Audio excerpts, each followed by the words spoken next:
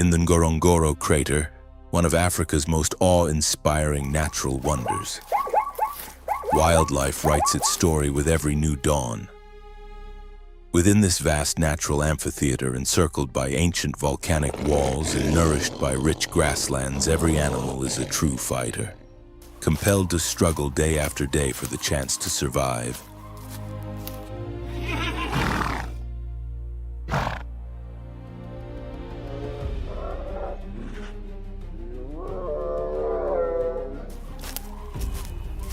Here, survival follows no simple rules. Strength alone does not always decide the outcome, and the hunted are not always the weakest. Strategy, endurance, instinct, and sometimes sheer chance can reshape destiny in a matter of seconds. Predators and prey exist in a delicate balance where a single mistake can mean the end, and every success becomes another opportunity to live.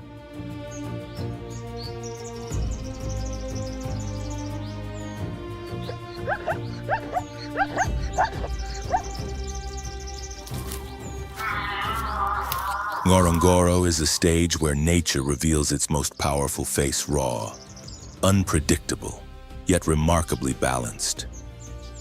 Welcome to the heart of a world where every encounter matters, and every life tells a story of courage, resilience, and survival.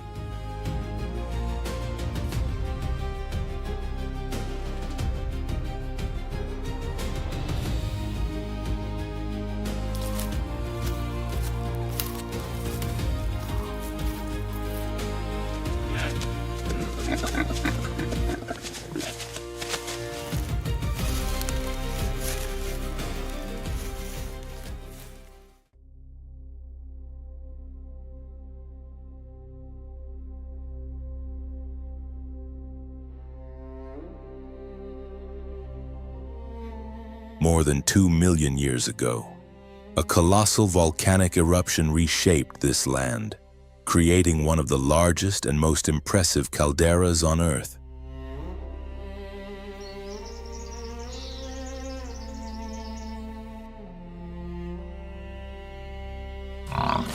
From the devastation, nature slowly reclaimed its space, turning Ngorongoro into a vast wildlife haven where countless species found shelter, nourishment, and a chance to thrive.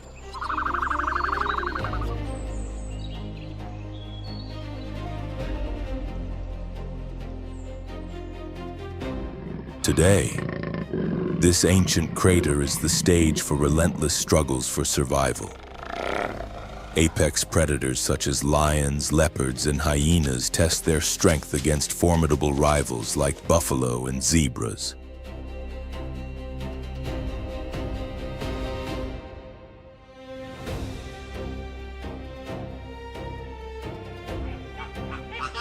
Yet the story of Ngorongoro goes far beyond its largest inhabitants. The salty waters of Lake Magadi support immense flocks of flamingos that paint the sky in shades of pink, while vultures recycle life by consuming the remains of the fallen.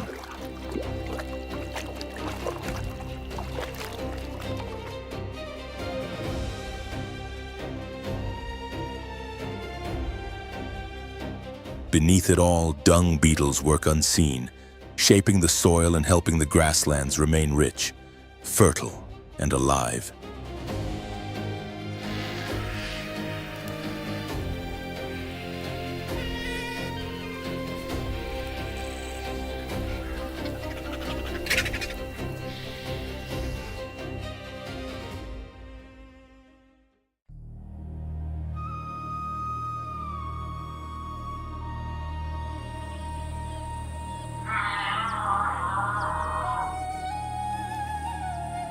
Across the vast floor of the Ngorongoro crater stretches a domain ruled by a formidable power. Here, no predator rivals the authority of the lion.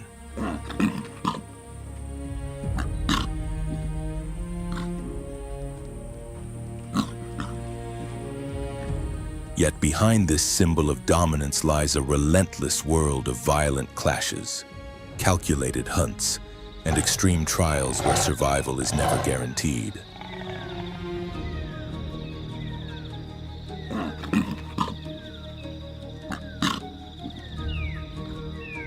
A lion never rules alone. In Ngorongoro, lions live within pride's highly complex social system shaped by thousands of years of evolution.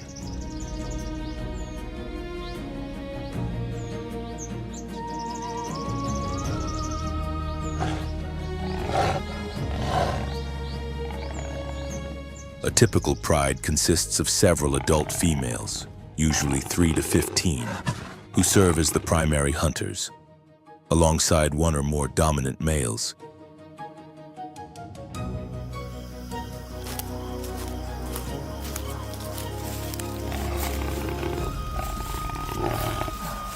These males are powerful guardians, responsible for defending territory and lineage against constant threats.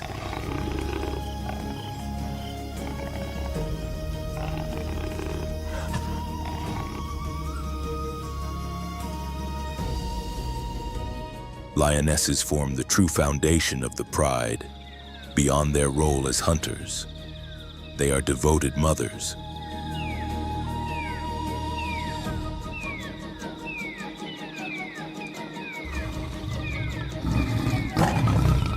When cubs are born, the entire pride shares the responsibility of protecting and raising them.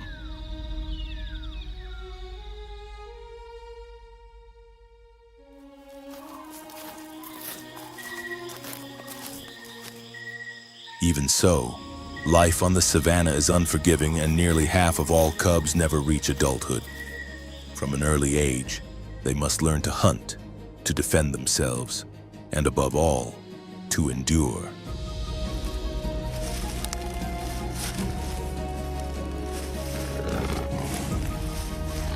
At the heart of the pride stands the dominant male, a creature of immense strength and unwavering resolve.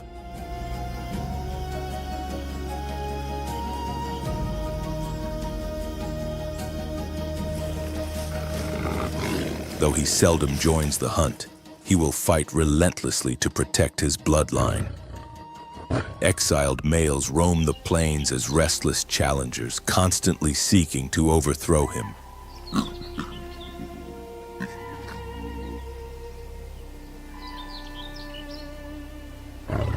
When a new male takes control, he eliminates cubs that are not his own. A harsh but instinctive act that ensures his genes will carry on.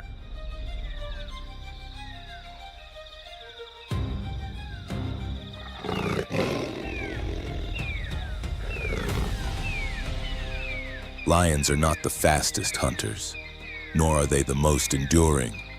They lack the blistering speed of cheetahs and the stamina of African wild dogs. What sets them apart is something far more powerful: flawless coordination.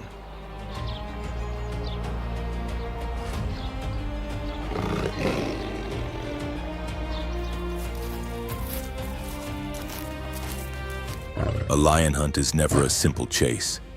It is a carefully executed strategy, almost like a military maneuver.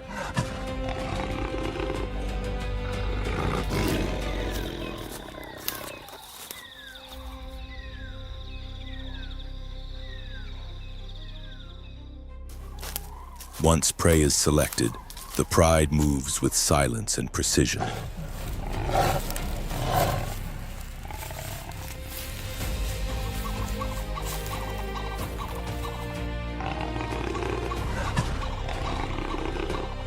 One lioness distracts and unsettles the target. Another closes in from the side, while the final strike comes from behind, swift, precise, and decisive.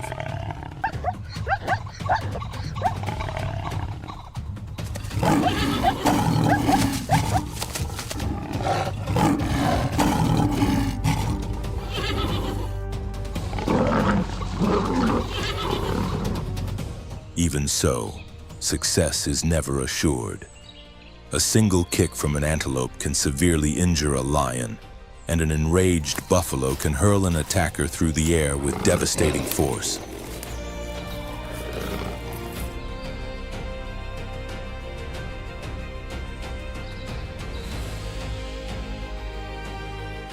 At times, one failed hunt can cost a lion its life.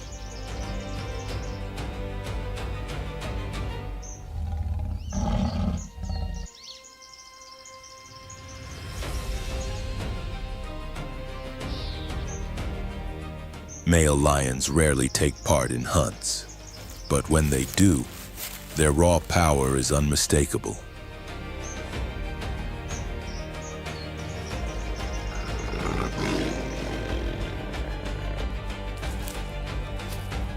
A single male can bring down an adult buffalo, though the risk is extreme.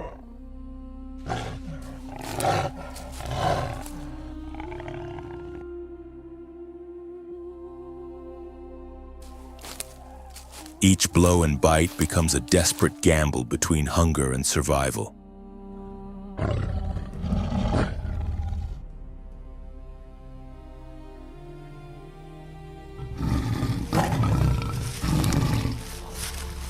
The savanna is more than a landscape of predators and prey. It is a battlefield shaped by constant rivalries.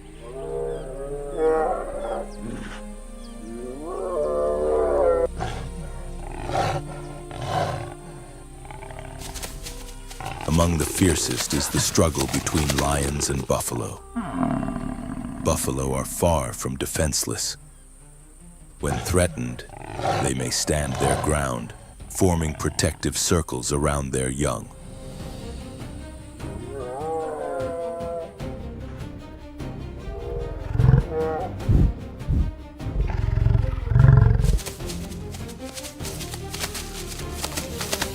If they choose to fight back, the collision is violent and unforgiving. One misstep can send a lion crashing through the air under the force of a relentless charge.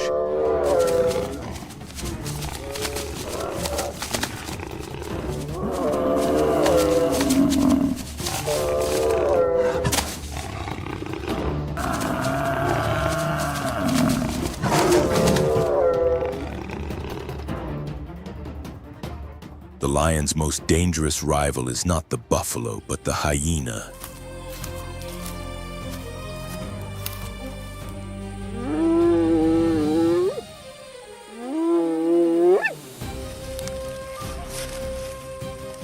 Clever, bold, and remarkably intelligent, hyenas are always searching for an opening.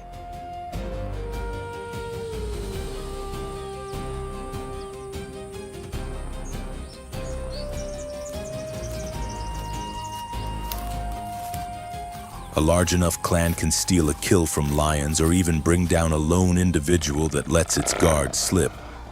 The conflict between lions and hyenas has burned for centuries.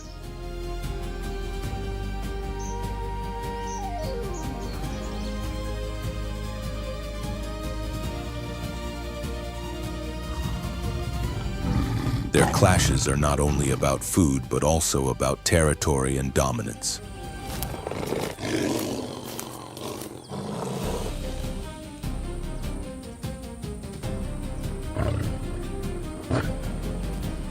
An adult male lion can kill a hyena with a single powerful bite, yet when outnumbered, even the king of the savanna is forced to retreat.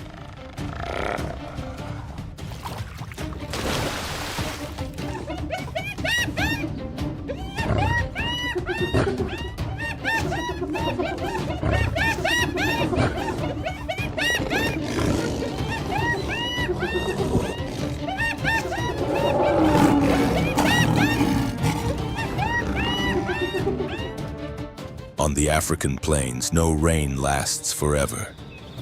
Every adult lion knows that his rule is temporary.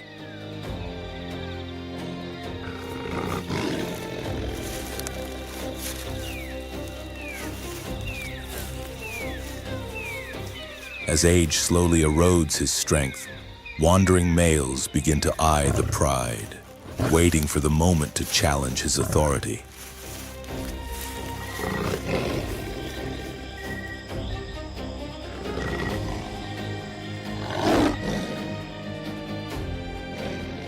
When a new contender arrives, confrontation is unavoidable.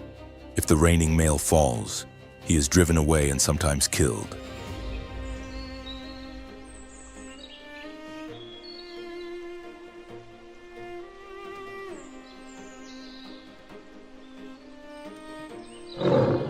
Control of the pride shifts to the victor, and cubs that are not his own are eliminated, clearing the way for his lineage to take hold.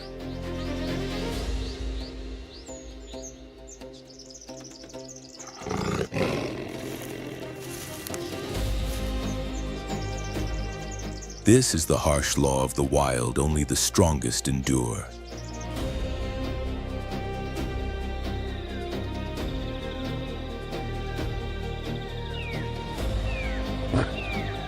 Among the towering crater walls and endless grasslands of Ngorongoro, where powerful predators like lions and hyenas rule the land, every single day becomes a struggle for the right to survive.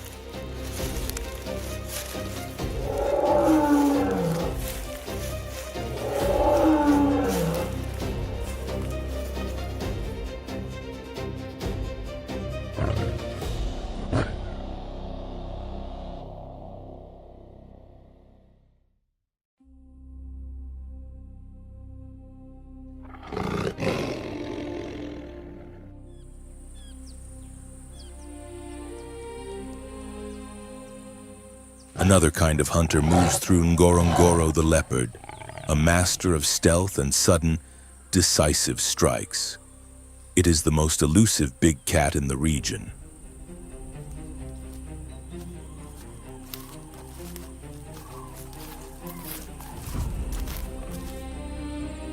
Unlike lions, it does not display its power openly, and unlike hyenas, it does not rely on a clan.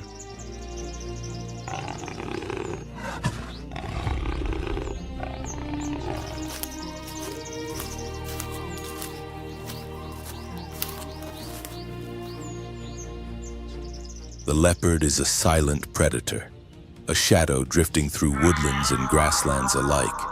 Its golden coat, patterned with dark rosettes, provides near-perfect camouflage among tree shade, dense brush, and rocky outcrops.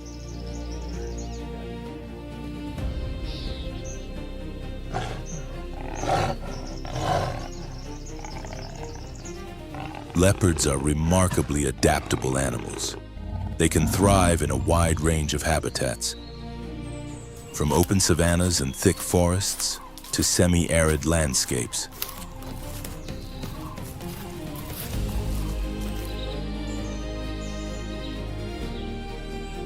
No matter where they live, they remain discreet and mysterious, revealing themselves only when the moment to strike has arrived.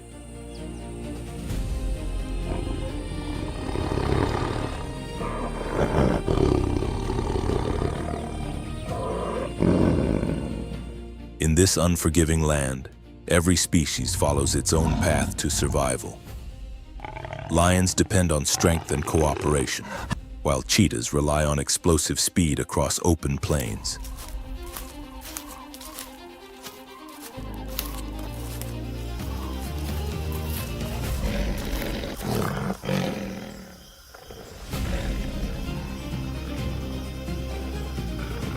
The leopard, however, follows a different strategy, one built on patience, silence, and perfectly timed ambushes.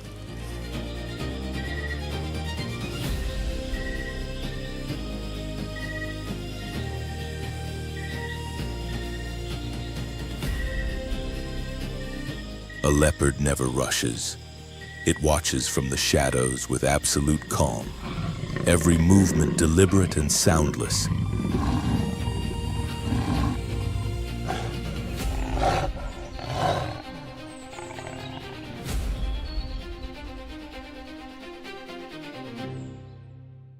For hours, it may track its target, studying each step and waiting for the precise instant to act.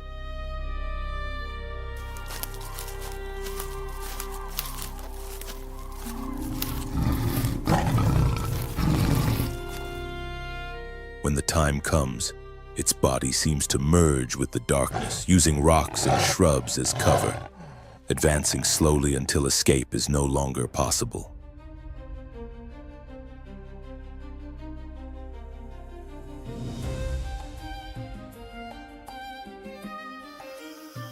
Then, in a sudden flash, it attacks swift, precise, and unstoppable. Within seconds, powerful jaws close around the throat of its prey, ending any chance of resistance.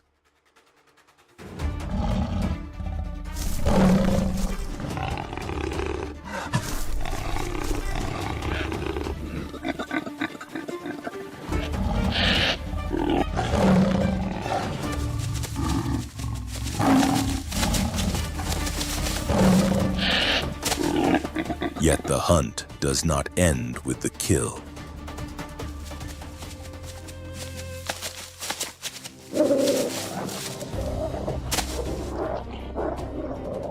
On the open plains of Ngorongoro, leaving a carcass on the ground is an invitation to danger.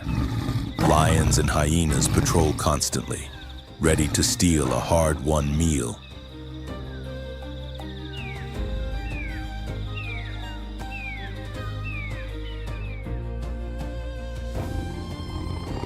Here, the leopard's unique strength becomes its greatest advantage. With remarkable power, it drags its prey into the branches of a tree beyond the reach of rivals.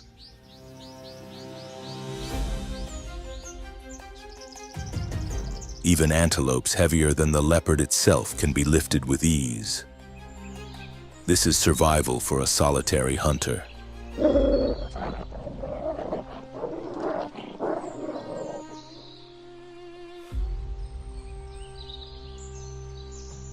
Still, even top predators are never completely safe. In this relentless world, constant vigilance is essential.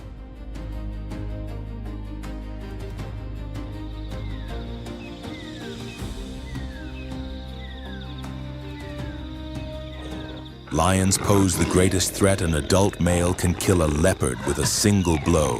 Hyenas, persistent and numerous, relentlessly attempt to steal its food.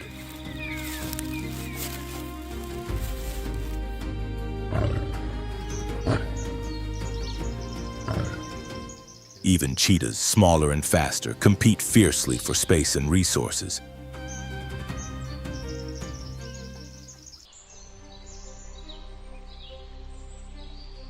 But the leopard is rarely an easy target. When pursued, it does not stand and fight, it vanishes. In seconds, it can scale a tree or melt into the shadows, leaving danger behind.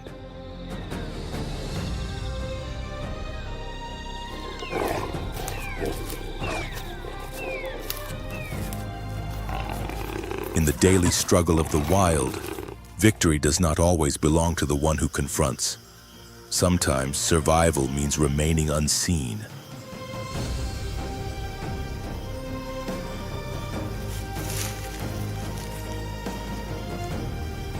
Unlike lions, the leopard does not seek attention.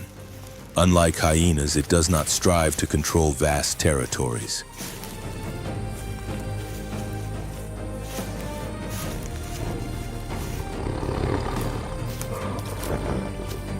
It is a solitary ruler, a silent predator that reigns from the darkness.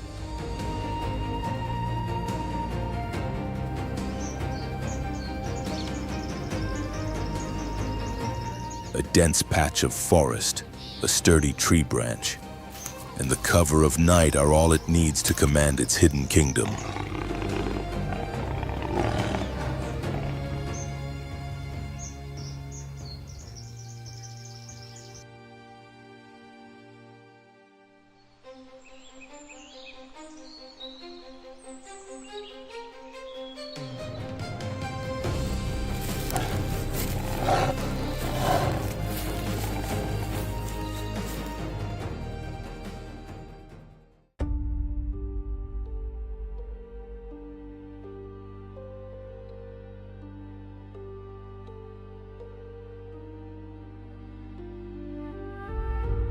When people think of hyenas, they often picture scavengers trailing lions and waiting for leftovers.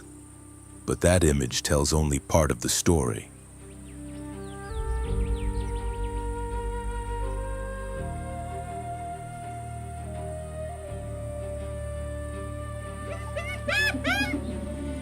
In reality, hyenas rank among the most efficient predators on the savanna. They do not rely on chance to survive. These animals are skilled hunters, and their success rate can rival, and at times even exceed, that of lions.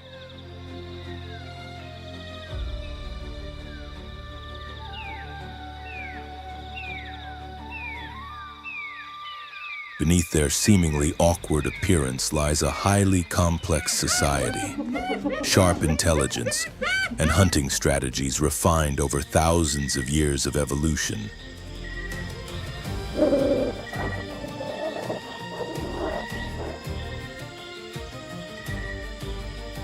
Hyenas do not thrive alone. Their strength comes from the clan. This is not a chaotic group, but a strictly organized hierarchy led by a dominant female.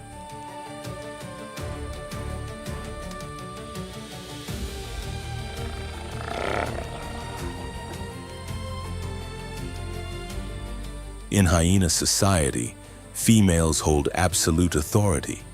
They are larger, stronger, and more aggressive than males, and they make the critical decisions that guide the clan.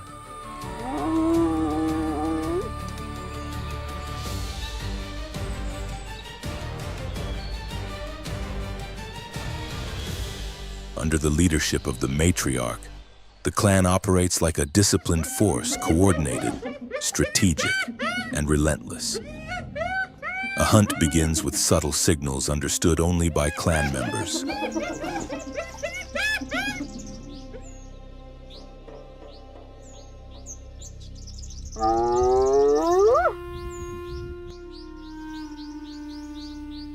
Unlike lions, which rely heavily on stealth, hyenas depend on numbers and intelligence.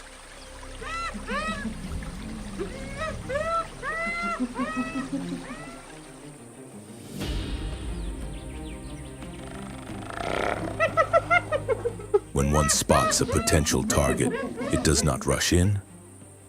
Instead, it sends short vocal cues, summoning the others.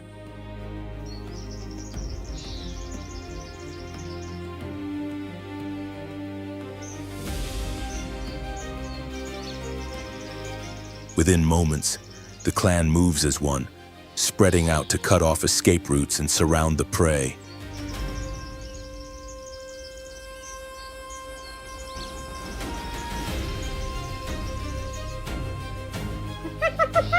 An aging buffalo, its curved horns worn and its movements slow, senses the danger and attempts to rejoin the herd.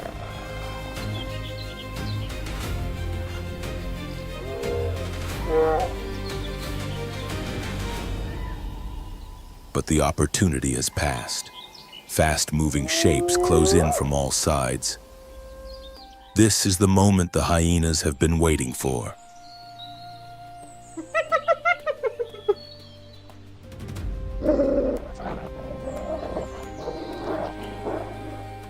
If hunting is an art, then stealing is a skill hyenas have mastered.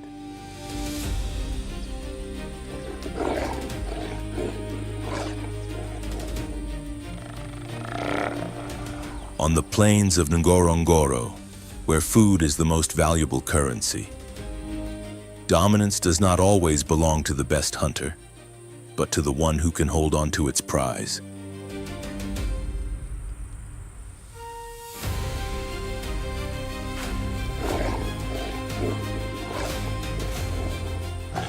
Lions overpower their prey with brute strength. Leopards strike with precision, but hyenas possess something unmatched: endurance and overwhelming collective force.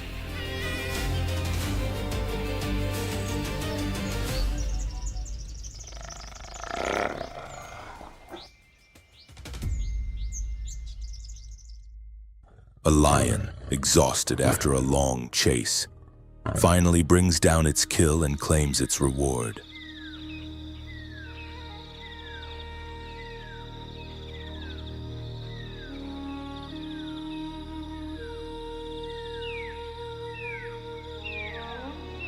For a brief moment, the savanna is quiet.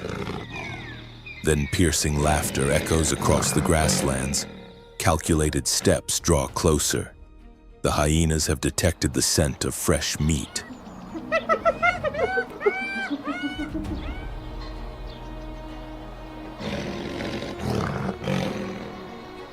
They do not charge blindly. Instead, they form a tightening ring around the lion.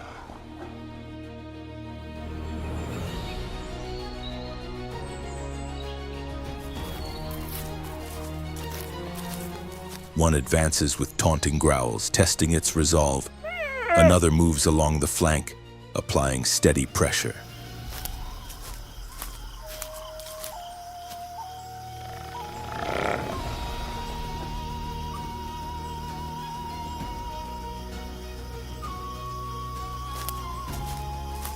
The lion roars and stands its ground, but as more hyenas arrive, the balance of power begins to shift.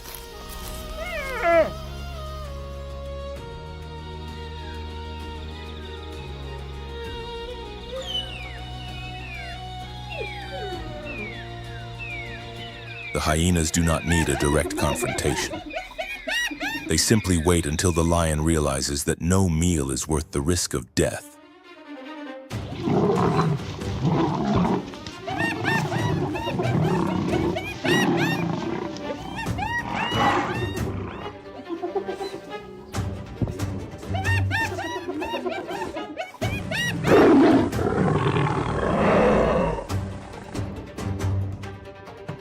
In the end, the king of the savannah withdraws, leaving the prize to the most persistent thieves of the plains.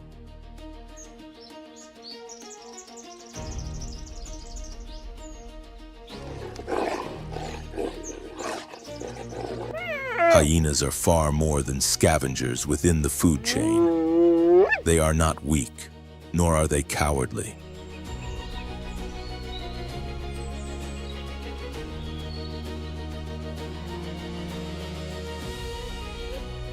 They are disciplined fighters, intelligent hunters, and bold opportunists who seize every chance to survive.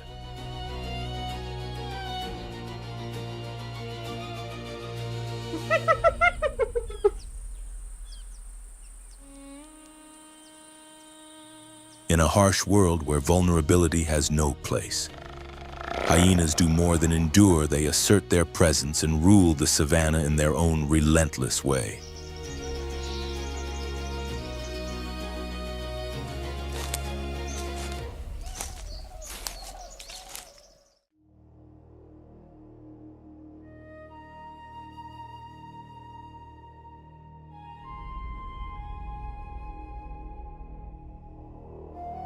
Across the wide grasslands of the Ngorongoro crater, where dominance belongs only to the most capable, there is a predator that does not rely on sheer size or raw strength.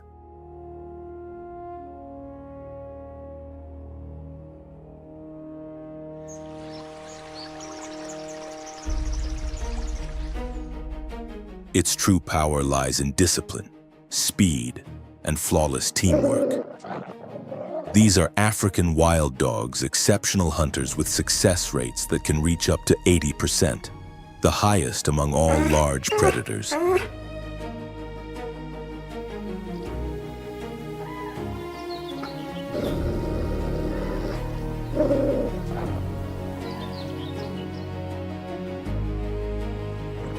In a land where every hunt is a fight to survive, they are never to be underestimated.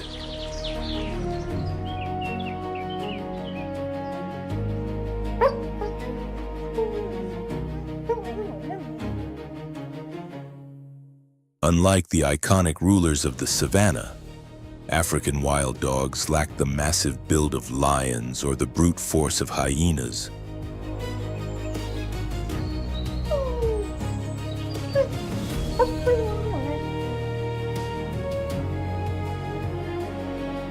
What sets them apart is their lean, agile physique, perfectly adapted for endurance. They can pursue prey over vast distances without tiring.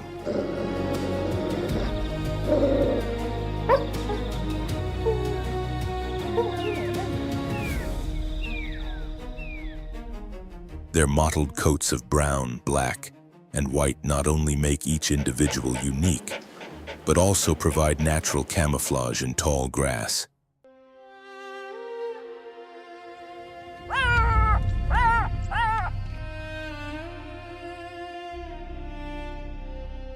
Yet their greatest strength is not physical. It is the unity of the pack.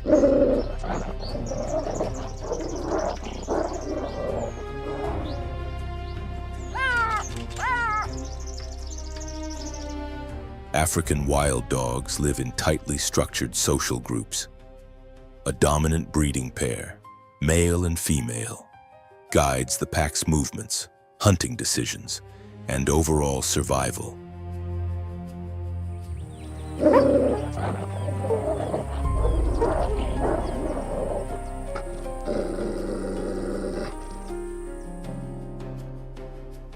Every member has a role, from frontline hunters to caretakers that guard and feed the pups. Even injured individuals are not left behind. The pack supports them until they recover and rejoin the hunt.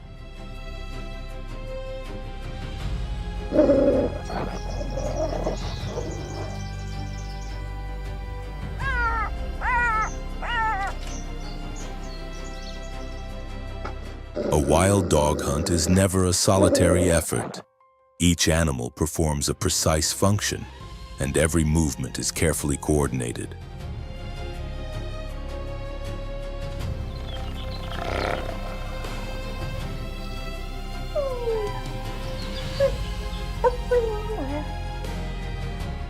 Unlike cheetahs, which rely on brief bursts of speed, or lions, which depend on power, wild dogs employ a different strategy altogether: endurance hunting.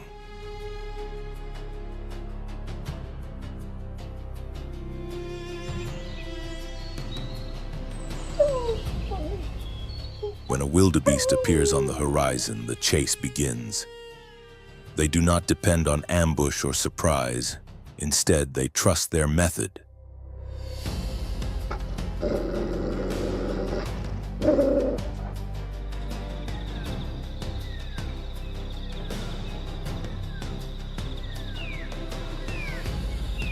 A few dogs initiate the pursuit, forcing the prey to flee.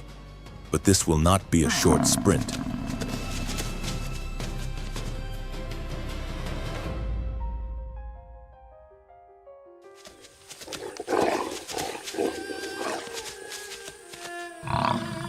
The farther it runs, the more vulnerable it becomes. The pack takes turns leading the chase. When one dog slows, another seamlessly replaces it, ensuring constant pressure.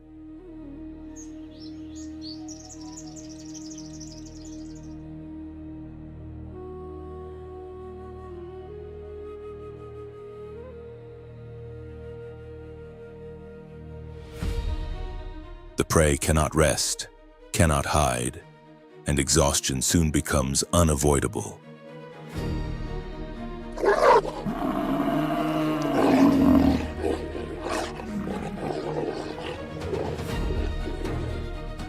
As panic sets in, strength fades. Breathing grows heavy, and speed declines. That is the moment the pack closes in.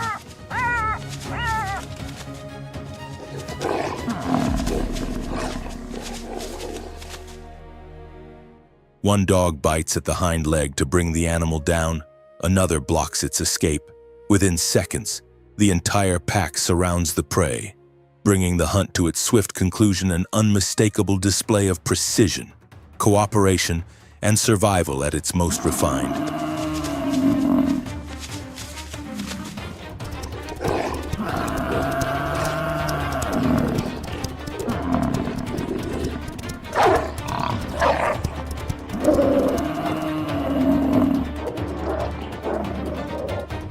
Despite their remarkable efficiency, African wild dogs are far from invulnerable. The savanna offers no absolute safety.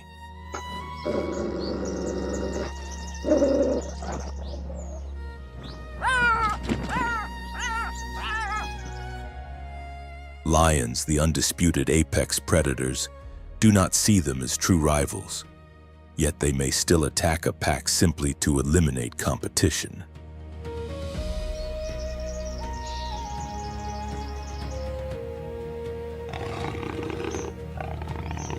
Agile and intelligent as they are, wild dogs lack the raw power to confront lions directly.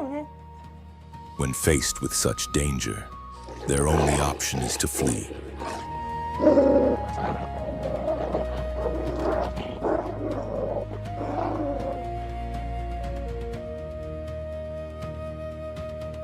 Hyenas are another constant threat. A pack of wild dogs can bring down prey with impressive speed. But if they fail to feed immediately, hyenas often arrive in overwhelming numbers and steal the kill.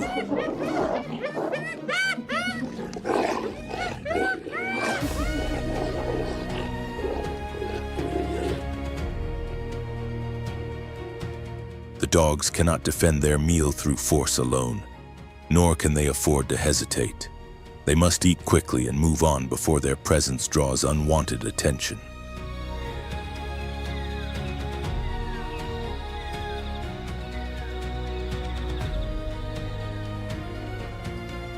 In this unforgiving world where strength often sets the rules, African wild dogs are neither the largest nor the most powerful predators, yet they endure.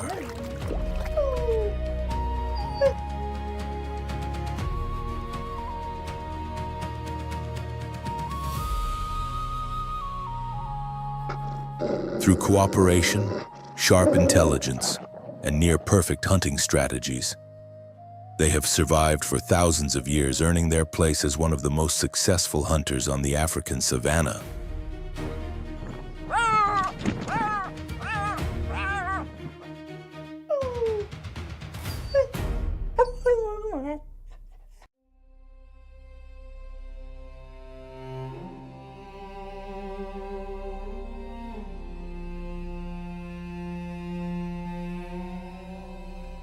In Ngorongoro, a land ruled by predators and shaped by nature's harshest laws, there is a creature that refuses to live as easy prey.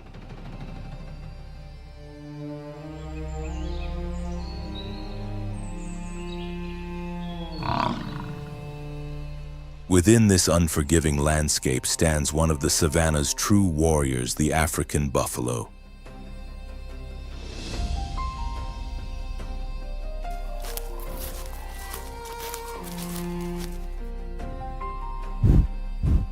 It does not flee at the first sign of danger. It does not surrender to fear. When threatened, it stands its ground, ready to fight. And in doing so, it can become a formidable challenge even for the most feared hunters.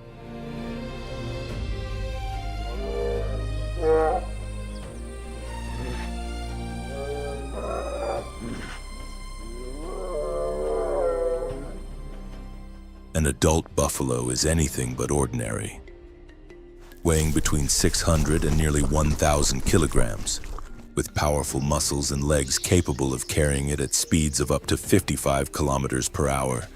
Its sheer presence commands respect.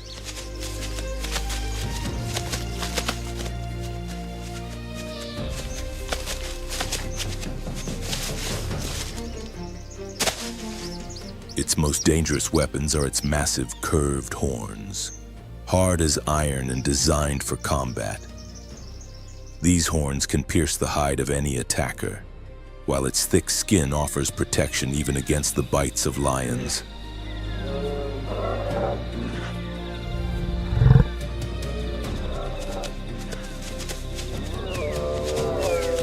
Buffaloes are not helpless victims, they are battle-hardened survivors of the wild.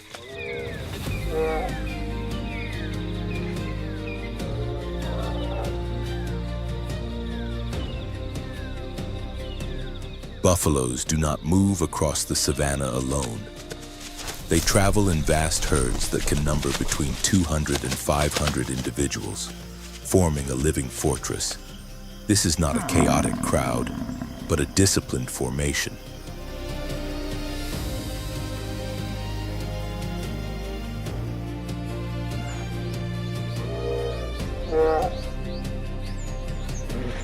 Calves and females remain protected at the center, while the strongest and most experienced males take position along the outer edges, ready to confront danger.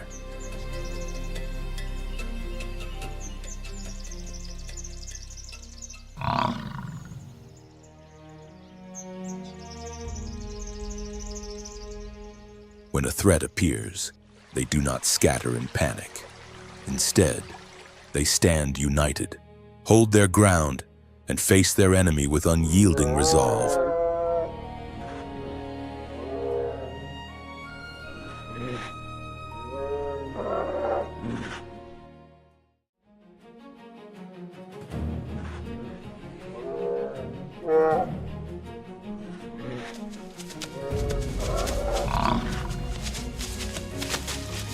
On the plains of Ngorongoro, clashes between buffaloes and lions rank among the most dramatic encounters in the natural world.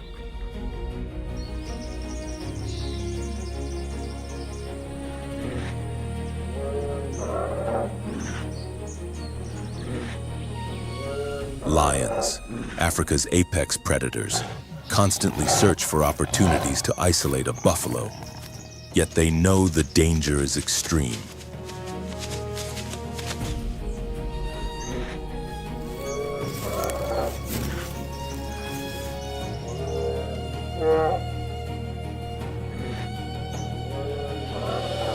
A single mistake can be fatal.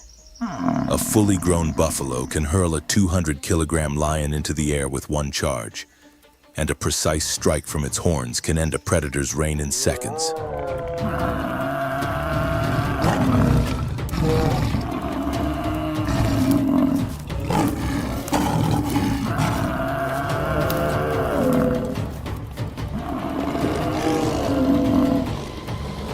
Time and again, buffaloes have killed lions, crushing ribs, breaking spines, and shattering skulls in acts of fierce resistance.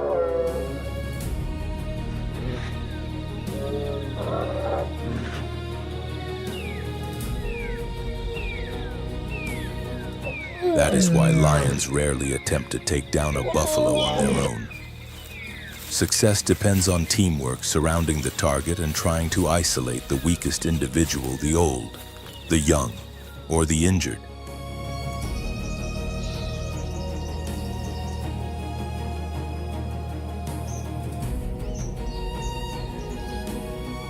Even then, a buffalo is never an easy target. When one is attacked, the entire herd may turn back and launch a counteroffensive, charging with unstoppable force.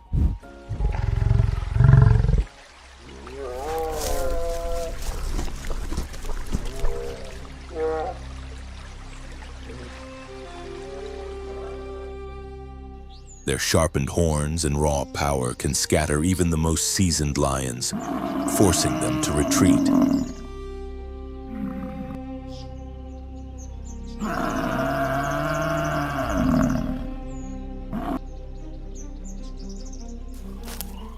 Yet buffaloes are far more than fearless fighters. They play a vital role in maintaining Ngorongoro's ecological balance.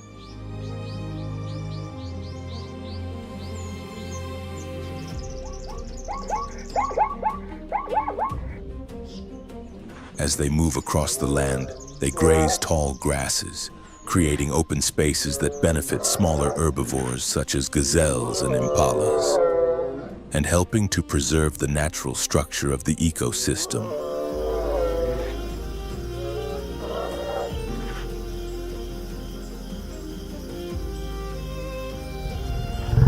Without them, dense vegetation would take over, reshaping the landscape and threatening many species. They also share a unique partnership with oxpeckers, birds that feed on parasites from their skin.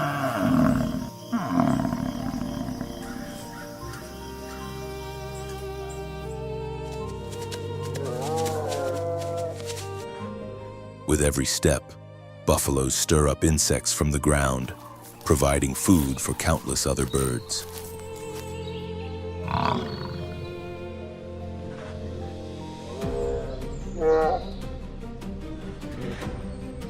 Buffaloes are not merely large grazers, they are giants that refuse to bow to predators.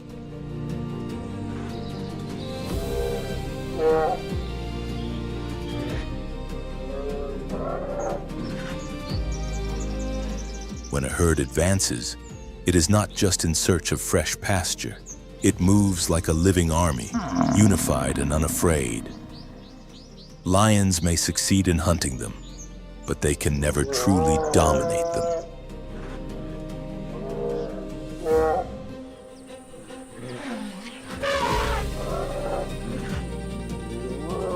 In a world where survival is written in blood and strength determines fate, few animals dare to confront Africa's most powerful predators.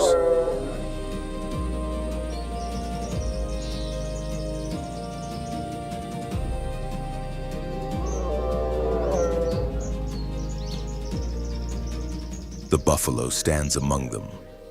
It does not retreat. It holds its ground. It fights, and when necessary, it drives even the mightiest hunters into flight. This is the legacy of Ngorongoro's indomitable warriors.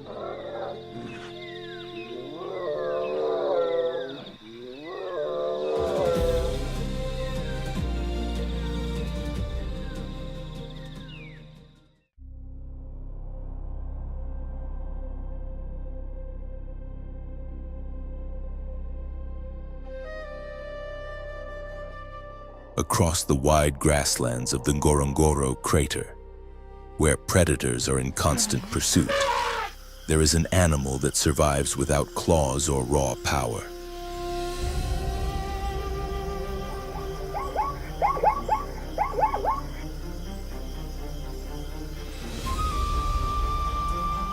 Its greatest defenses are speed, strategy, and a mystery that has fascinated scientists for centuries: the zebra.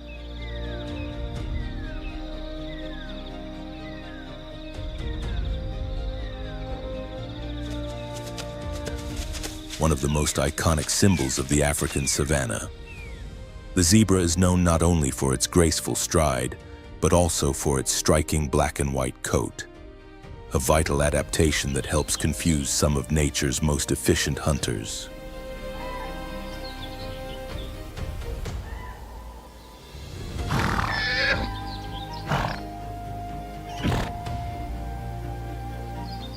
For decades, researchers have sought to uncover the true purpose of those bold stripes.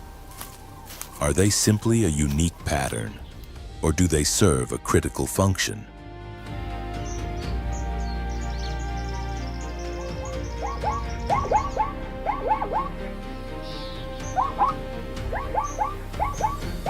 One widely supported explanation is visual disruption.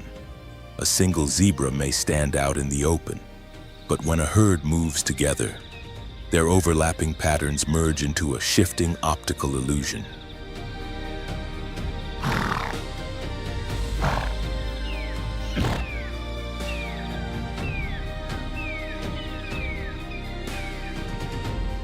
Under the harsh sunlight, the stripes blur into one another, making it difficult for lions and hyenas to lock onto a single target.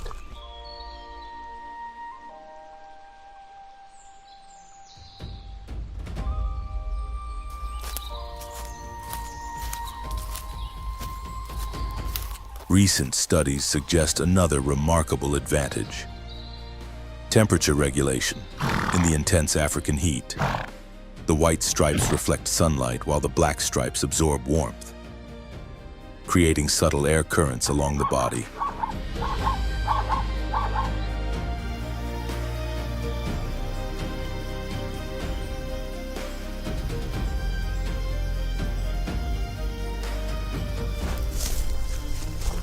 This natural cooling effect helps zebras regulate their body temperature and conserve energy, even during the hottest hours of the day.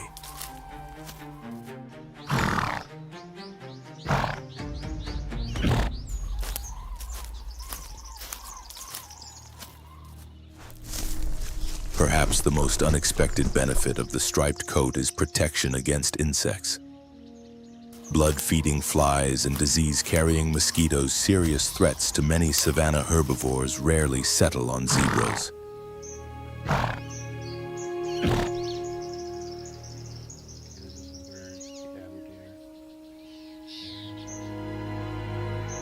Scientists believe the sharp contrast of the stripes disrupts the insect's vision, preventing them from landing accurately.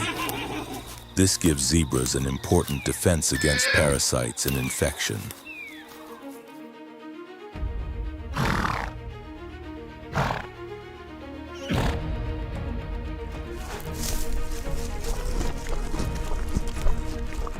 Despite these extraordinary adaptations, zebras remain among the most targeted prey in Ngorongoro.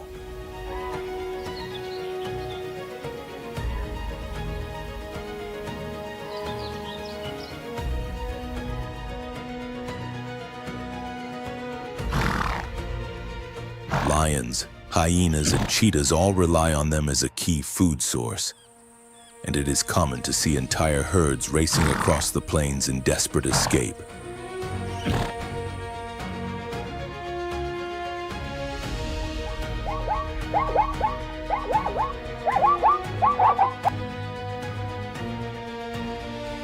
Yet zebras are far from defenseless. Their greatest advantage lies in their combination of speed and endurance. They can sprint at nearly 65 kilometers per hour, fast enough to outpace most predators except the cheetah. But more importantly, they can sustain their pace over long distances, often exhausting their pursuers.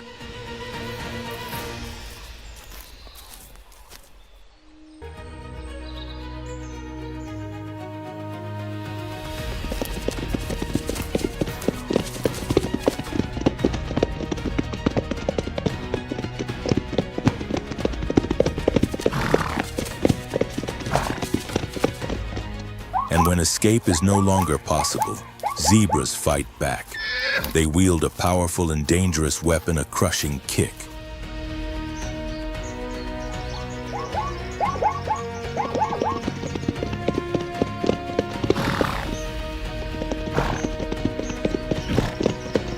A well-placed strike from an adult can break bones, inflict serious injuries, and even disable a lion, forcing the attacker to retreat.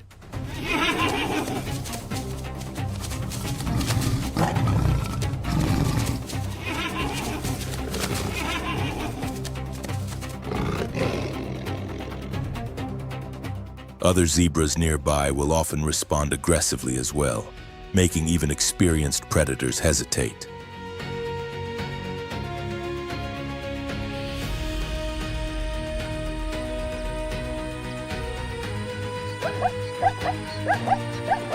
Beyond their powerful legs, zebras also possess surprisingly strong jaws.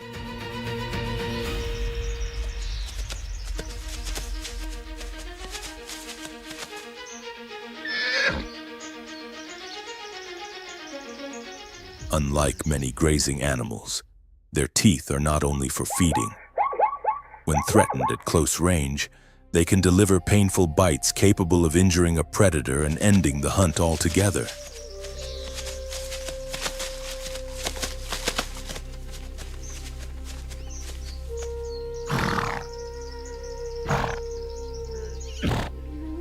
In the unforgiving world of Ngorongoro, survival belongs not only to the strongest, but to those equipped with intelligence, resilience, and adaptations honed by time.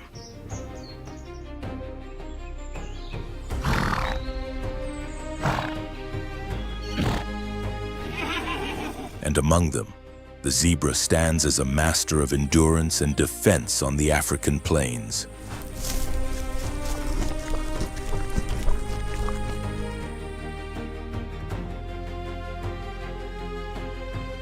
Even so, escape is never guaranteed.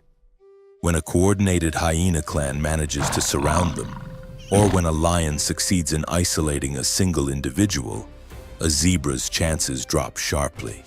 That is why they rarely move alone.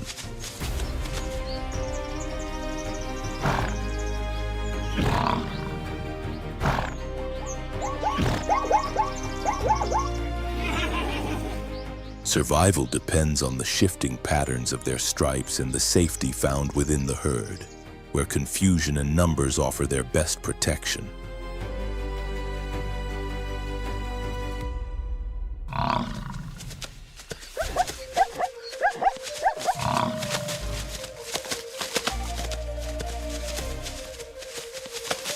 Beyond their role as prey, zebras are essential engineers of the Ngorongoro ecosystem. By grazing on tall, coarse grasses, they clear the way for smaller herbivores such as Thompson's gazelles and wildebeest, helping maintain balance across the plains.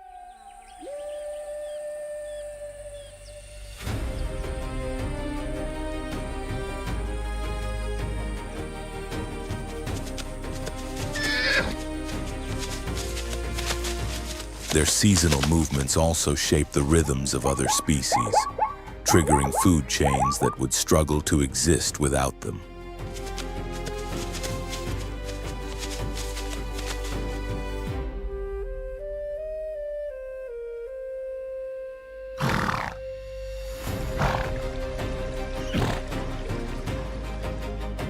Ultimately, zebras are far more than targets for predators. They are resilient survivors, relying on intelligence, agility, and finely tuned adaptations to endure in a world where life and death are tightly intertwined.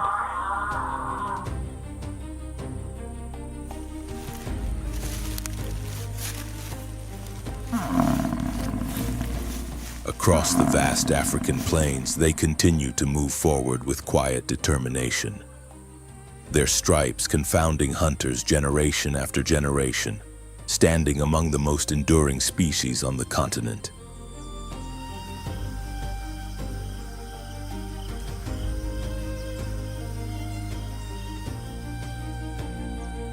In this untamed realm, every struggle for survival reminds us that no species exists without meaning.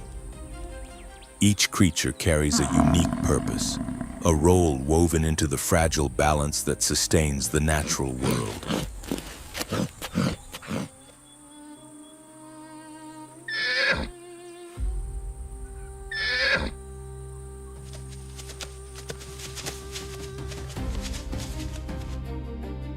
From the most powerful predators to the most vulnerable prey, all are vital links in a chain that has kept life moving forward for thousands of years.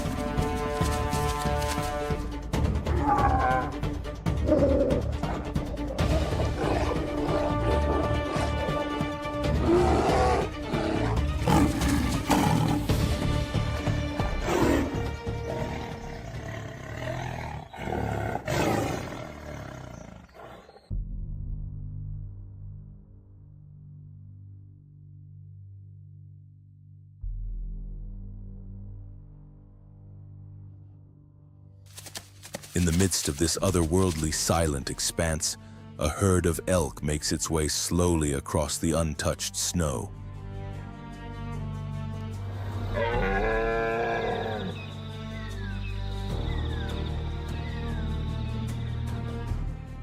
These massive creatures of the frozen north bear enormous antlers, not only as weapons, but as emblems of resilience and strength against the biting winter.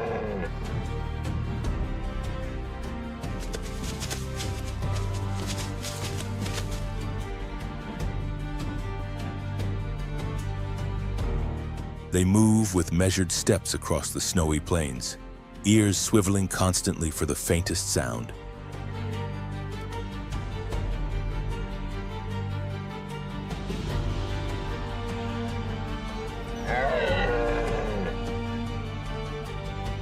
Every hoofprint sinks deep into the fresh snow, leaving a mark of life itself.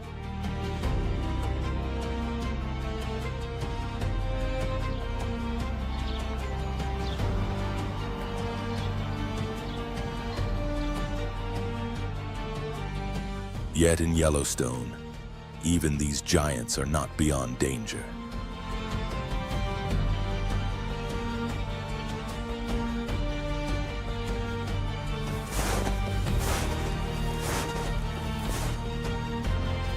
Every hoofprint sinks deep into the fresh snow, leaving a mark of life itself. Yet in Yellowstone, even these giants are not beyond danger.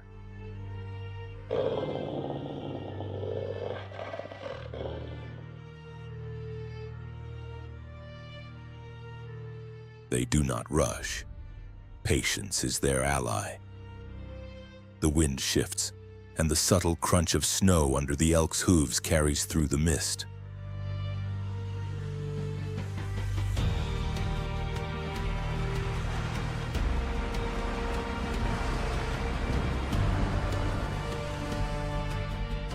One young elk wanders slightly from the group.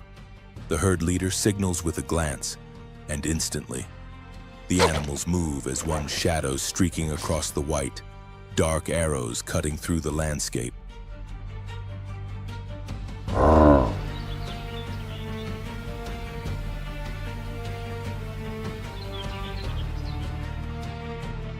Without warning, the hunt erupts. The elk charge forward, muscles straining, while the wolves close in, relentless and coordinated.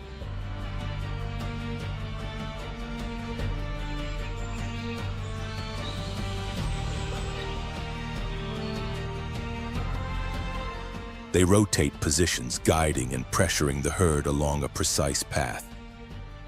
In the wild, the cooperative hunting tactics of wolves stand as one of the most extraordinary examples of evolutionary behavior.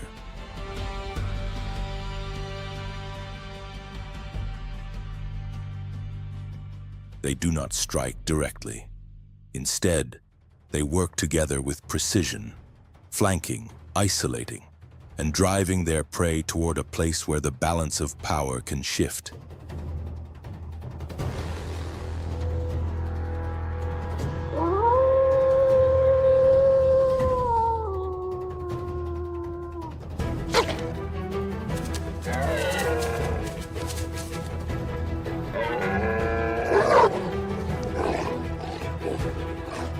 The air trembles with heavy breaths, the crunch of hooves in the snow, and the echo of a pursuit that may end in life or death.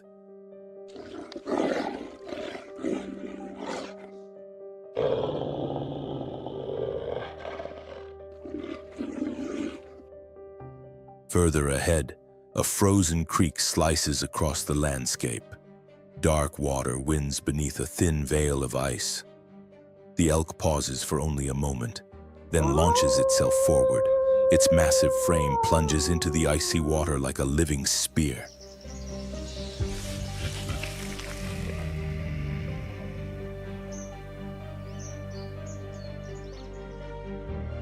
The wolves stop at the bank, growling and pacing, yet none dare brave the freezing current.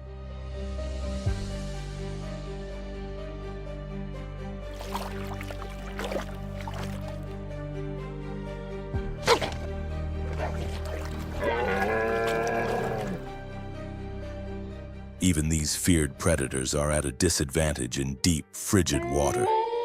Their strength and agility fade quickly, and a single misstep could imperil the entire pack.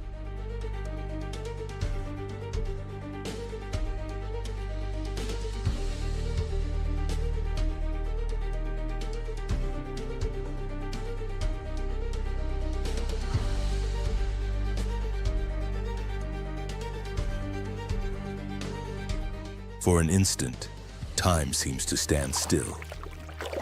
The elk swims with raw determination, muscles stiff, fur soaked and heavy, yet it presses on. With one final push, it reaches the far shore.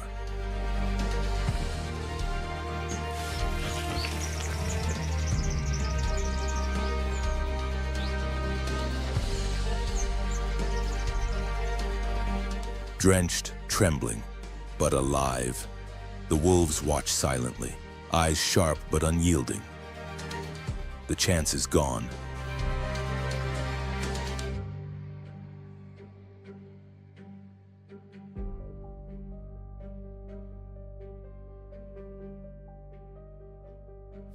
Victory belongs to the prey, while the hunters face a quiet, humbling defeat.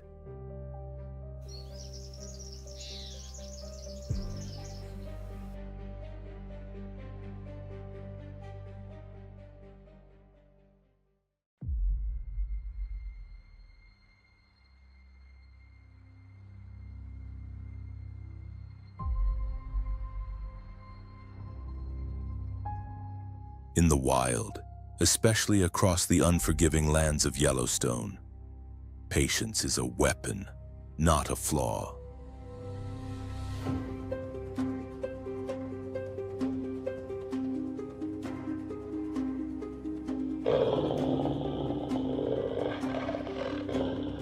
Wolves do not waste energy on every attempt. They wait, keenly aware of the exact moment when their prey weakens, when the landscape or the weather tips in their favor.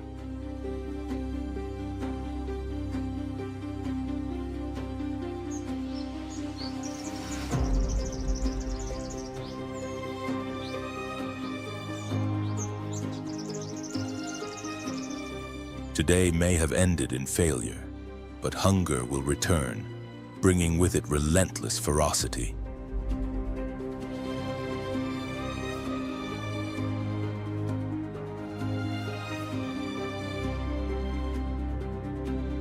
In these frozen lands, no predator can afford prolonged weakness. Time rewards those who endure, who refuse to surrender to the cold.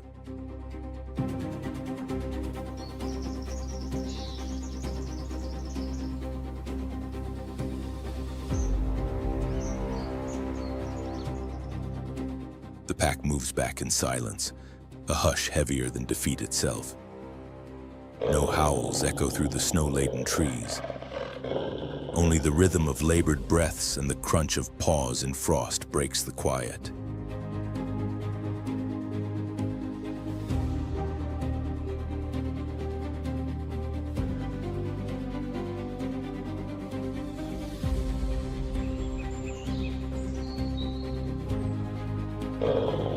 In the shadows, fleeting expressions pass some frustration, some respect, others simply alert, waiting for the next chance.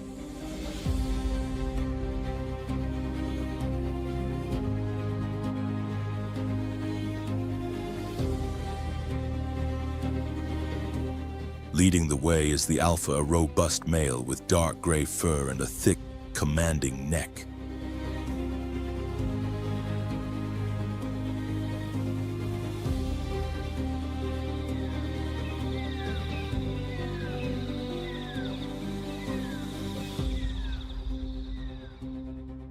He does not glance behind. His presence alone maintains order, authority flowing with every step.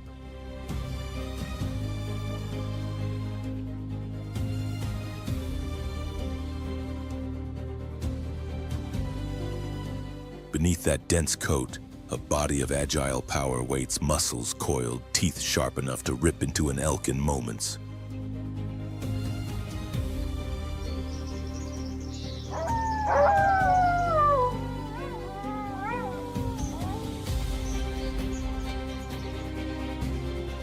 In nature, true leadership does not come from size alone, but wisdom.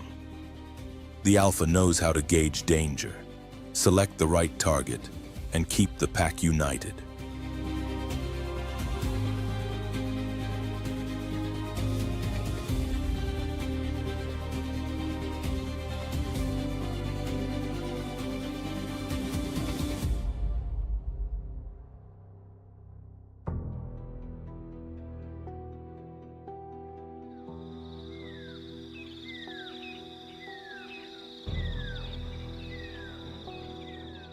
The Valley Pack once consisted of 6 to 8 wolves, a compact but highly organized society.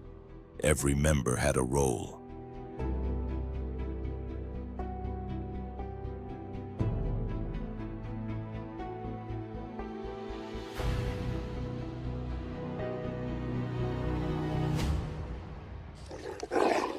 The leaders charted the path, the flankers closed in, the distractors disrupted the prey's formation. and the young learners watched silently, absorbing the craft of the hunt.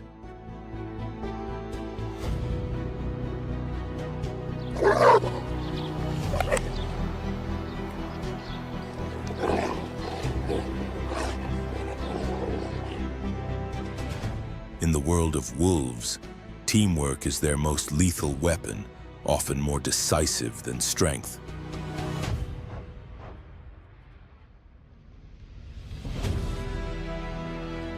They hunt not with raw power alone, but with strategy, discipline, and a hierarchy every member honors.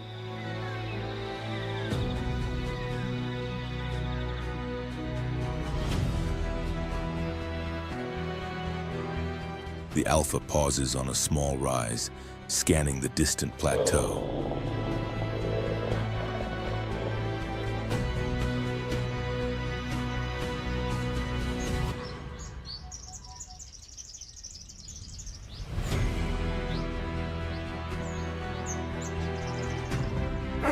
Hunger drives them, yet the pack moves with patience.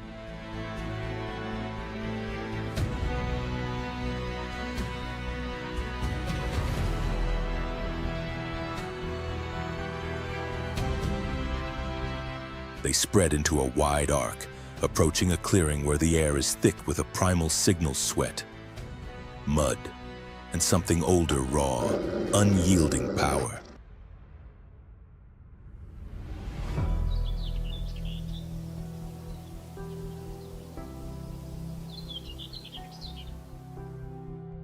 Through the mist, a shadow drifts across the gray snow. But this is no ordinary shade, it is a living force.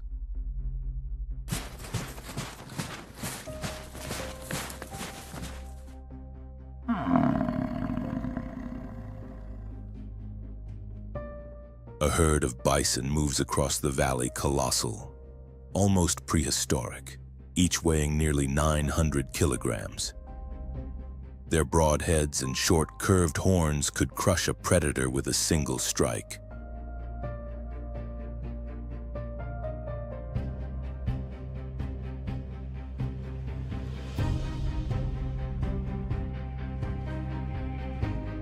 Thick coats shield them from the harsh winter, and their massive frames are built to endure, not to flee.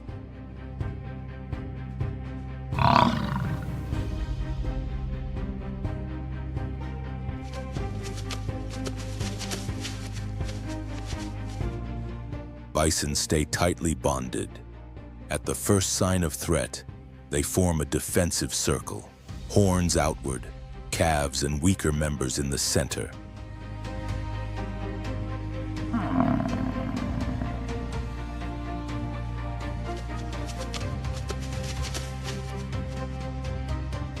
It's an ancient strategy, simple yet brilliant, a living barrier that protects the vulnerable and warns any predator daring to challenge them.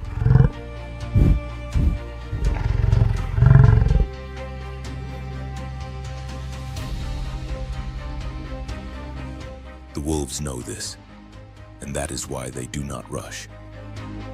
From the hillside, they watch in silence, eyes sharp, movements deliberate.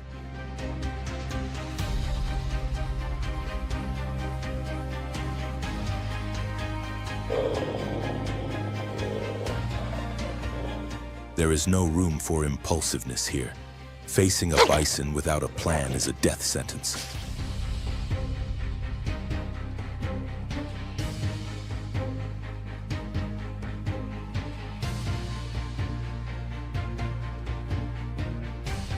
So they change the rhythm of the hunt.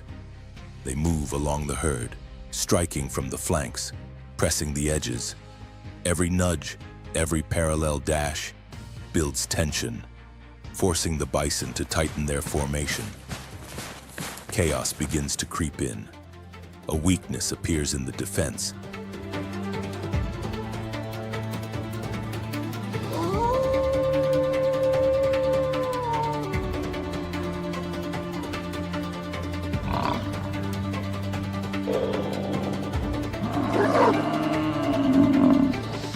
One lone bison starts to fall behind just a brief lapse in balance, but in the wild, a single moment can mark the line between life and death.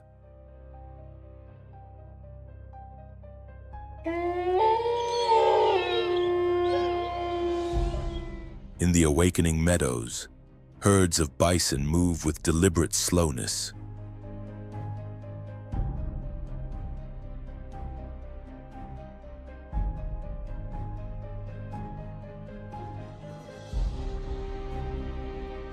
But the scene has changed, no longer silent shadows drifting over snow, but a raw, primeval force, alive and commanding.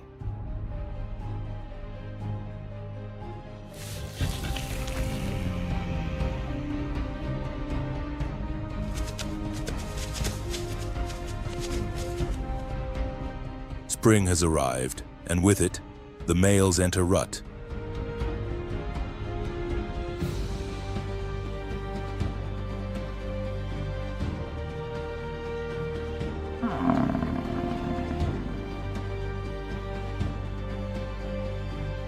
The land decides through strength, endurance, and sheer determination who will pass on their bloodline.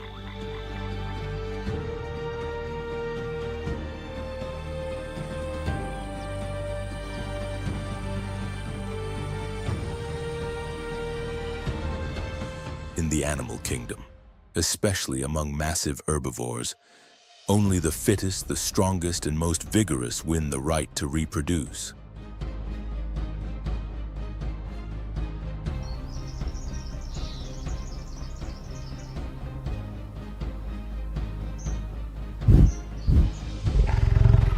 Bison fights are not just shows of power, they are nature's crucible, where only the worthy endure.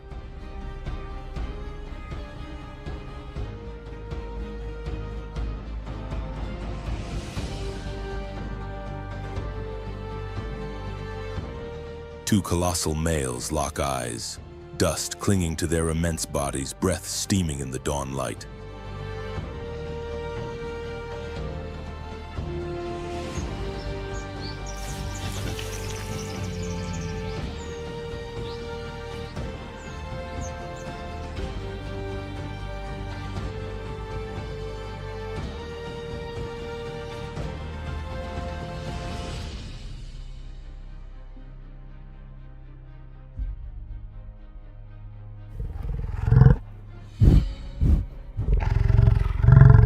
Then the collision comes. Tons of muscle and bone crash together. Horns slam like breaking boulders. Hooves gouge the earth and dust swirls like a storm.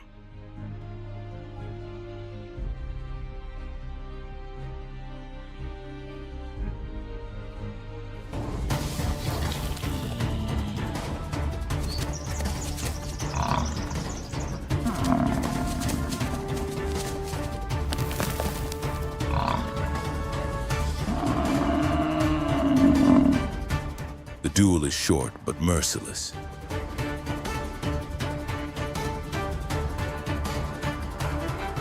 Every push, every pivot shakes the ground beneath them. In the end, one yields, exhausted, retreating while the victor claims the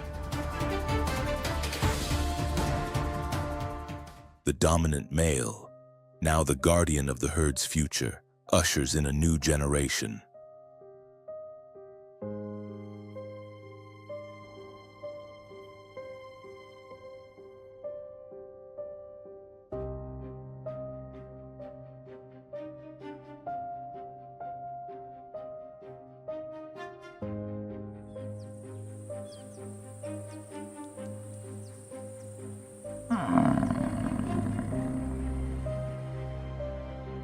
Weeks pass, and the outcome of these silent struggles becomes clear. Between April and June, the females give birth after nearly 9 months of gestation.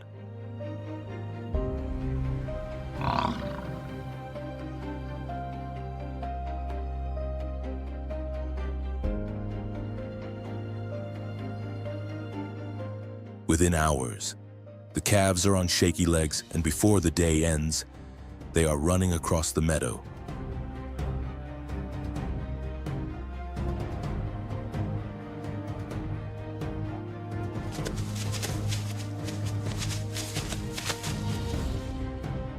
Their fur is pale, still hornless, and their bright eyes reflect awe at the vastness around them.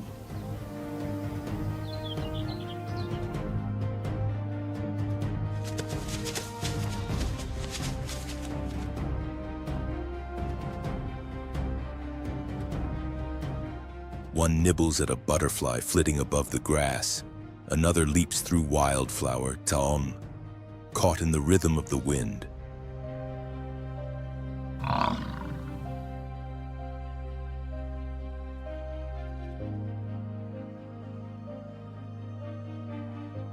Soft, uncertain calls float across the fields, carried on the breeze. Close by, a watchful mother surveys her young, calm yet ever alert for danger.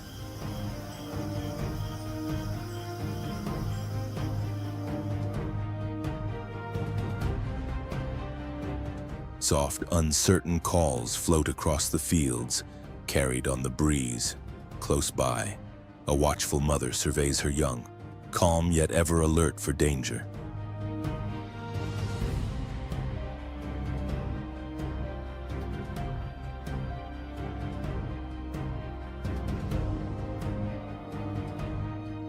The morning dew had melted, leaving the earth glistening, dotted with golden sparks swaying in the soft breeze. The valley's wolf pack had finally found a rare pause after a brutal winter. They frolicked in the fresh grass, a fleeting image of serenity in a land shaped by survival.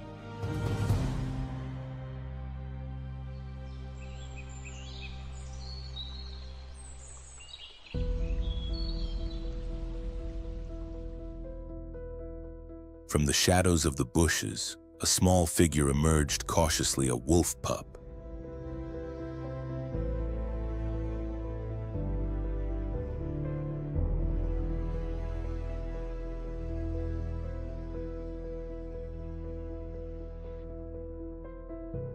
Covered in a soft mix of gray and brown fur, with floppy ears and unsteady legs.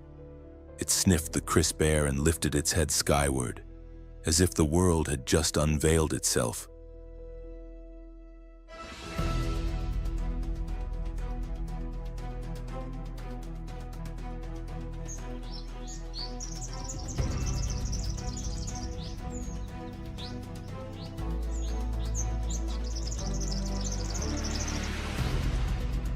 Then, the wind shifted. The pack froze instantly, muzzles rising. A dry snap echoed through the forest, not the wind, not a deer.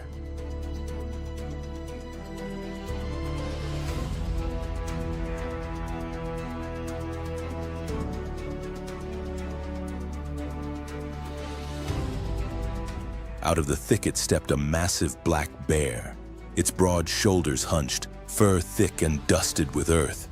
It moved deliberately, exuding a quiet confidence. Drawn perhaps by curiosity or the scent of the pup.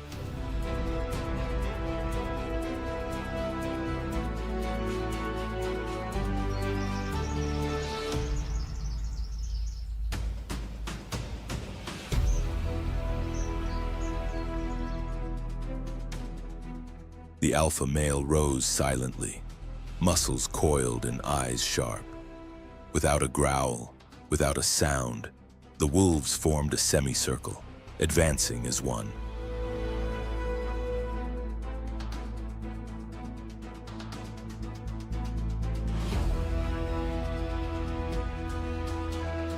The mother nudged her pup back, while two others stepped forward, creating an unbroken line of defense. Not a single wolf retreated.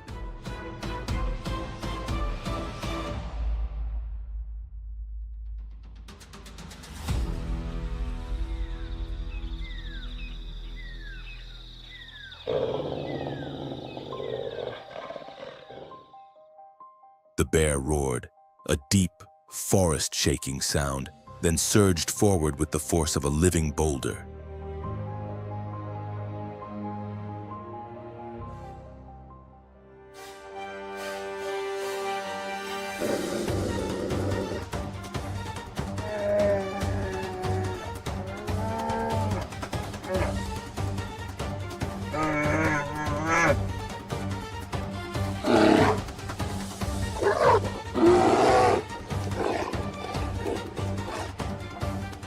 The encounter was brief but intense.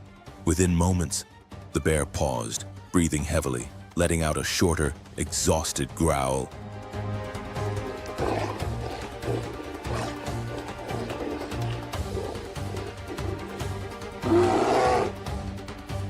Slowly, it turned and disappeared into the woods, leaving heavy footprints in the damp grass.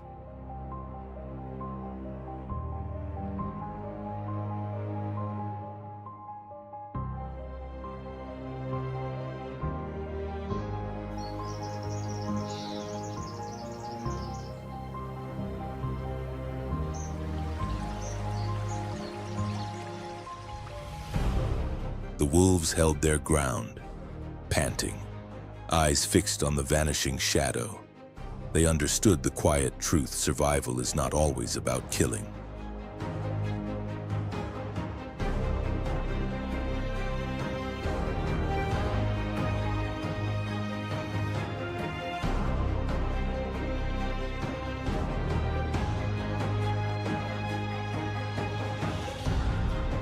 Sometimes it's about endurance, unity, and the strength to stand firm. Most importantly, the pup remained unharmed, a testament to the power of vigilance and family.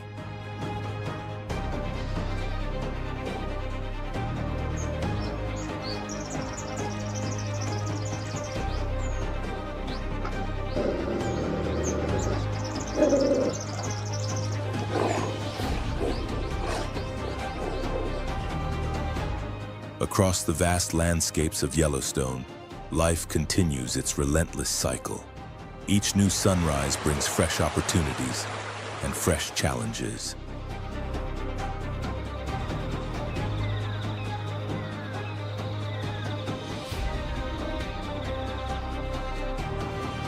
Predators hunt, prey struggles, and nature maintains its delicate balance.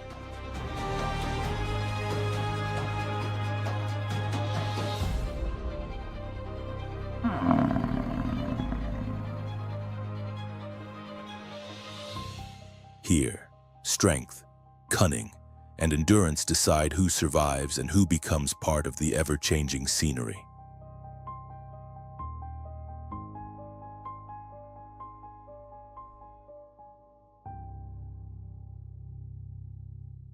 What about you? How did it feel to witness these battles for survival?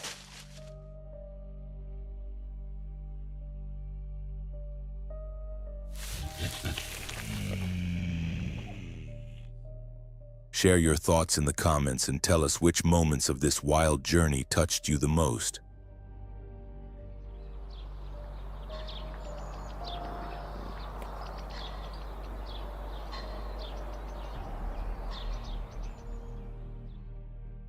If you enjoyed this glimpse into the heart of Yellowstone, don't forget to hit the like button, subscribe, and turn on the notification bell so you can keep exploring the most breathtaking corners of our planet with us.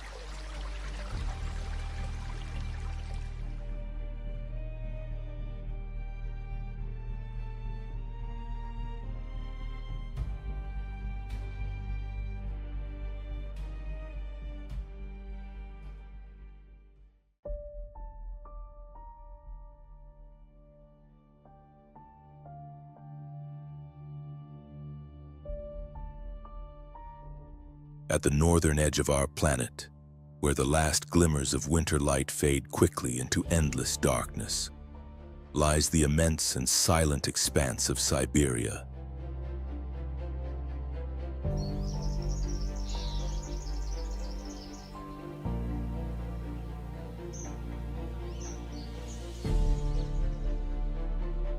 This vast land, spanning over 13 million square kilometers of Russia, stands as one of the world's most pristine and untamed wildernesses.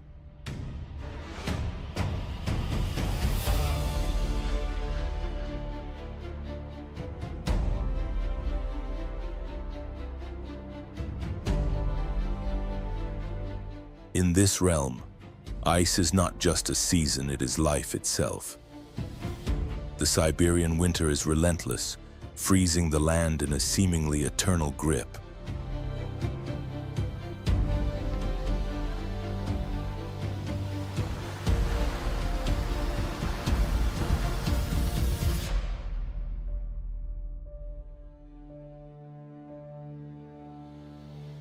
The wind sweeps through the taiga with brutal intensity, whistling across snow-laden branches and leaving a chilling stillness in its wake. Temperatures can plunge to nearly 50 degrees below zero, and snow blankets the land continuously for weeks.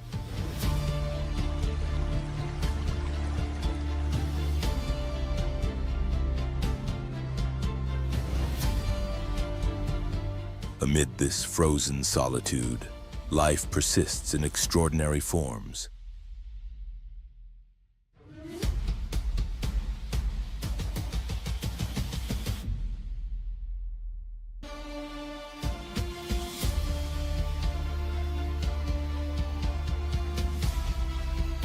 The Siberian tiger, the largest cat on Earth, prowls the deep snow with ghostly silence.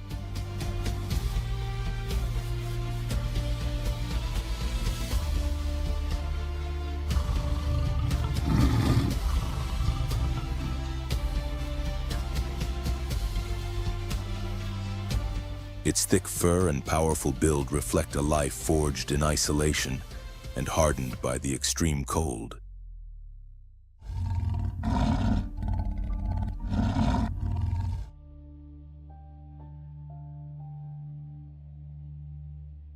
Every tiger claims a massive territory, stretching across hundreds of square kilometers, where each step carries risk and reward.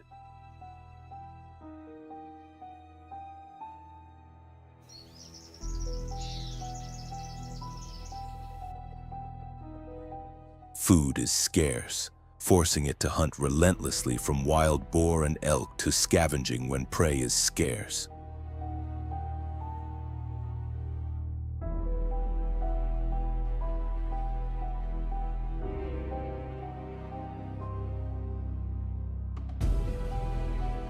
In this harsh environment, even the mightiest predators must fight tirelessly every day to survive.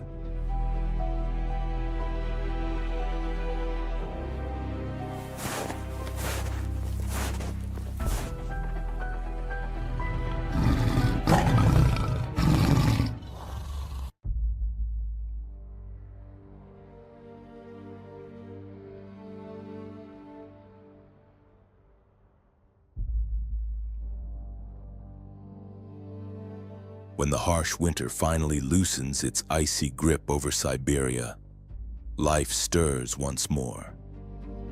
The snow that had blanketed the land for months begins to retreat, revealing the dark, damp forest floor.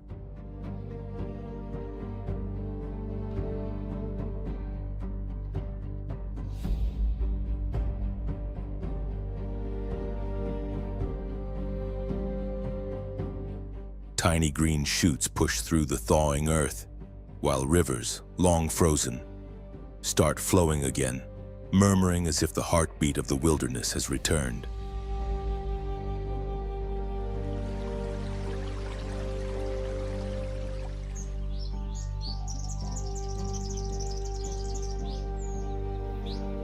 In this awakening landscape, one of the region's most impressive creatures emerges.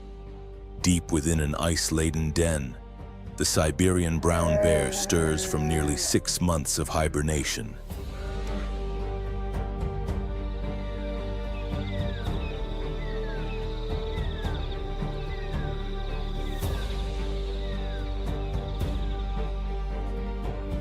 With a weight that can reach 600 kilograms.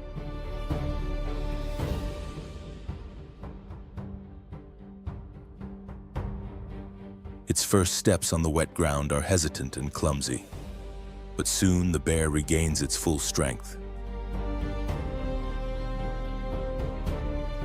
Every movement shakes the earth beneath its massive frame, and its curved claws dig into the soil with purpose.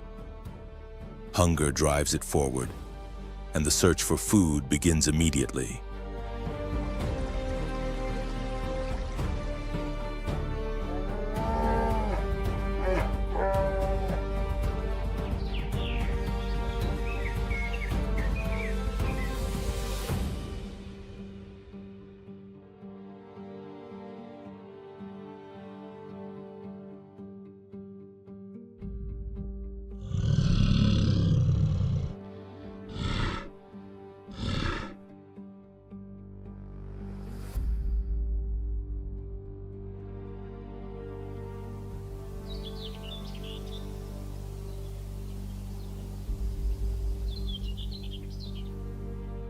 Despite its massive size, the bear is cunning and adaptable.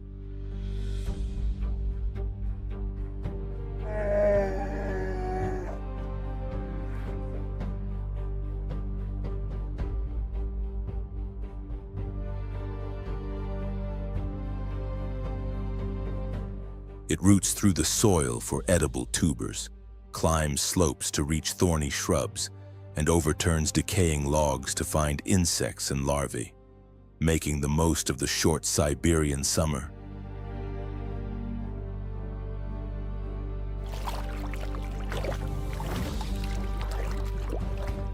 The true spectacle begins when the salmon swim upstream to spawn.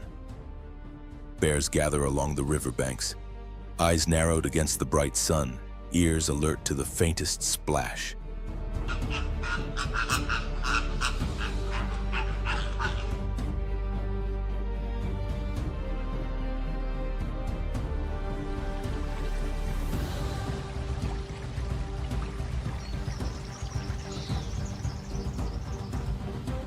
In a sudden, precise motion, the bear plunges into the icy water, claws slicing through the current, seizing a wriggling salmon.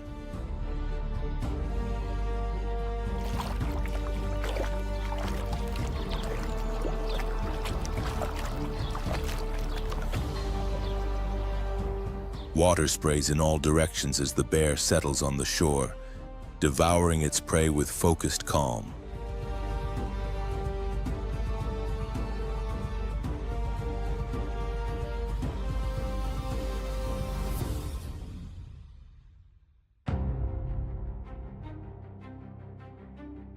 Each meal restores energy and builds the fat reserves necessary to survive the next long winter.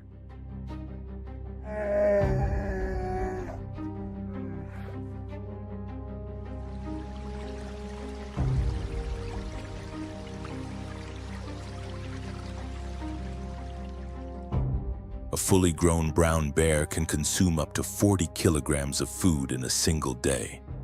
Its existence is a continuous cycle of movement, foraging, and survival. In Siberia, time is merciless, and the summer is brief, a fleeting window of life before the cold returns.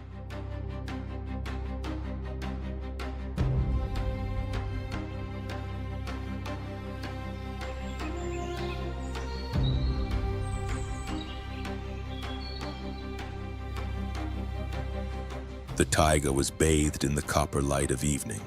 Sunlight streamed through the tall pines, illuminating the moist forest floor with a warm, golden hue.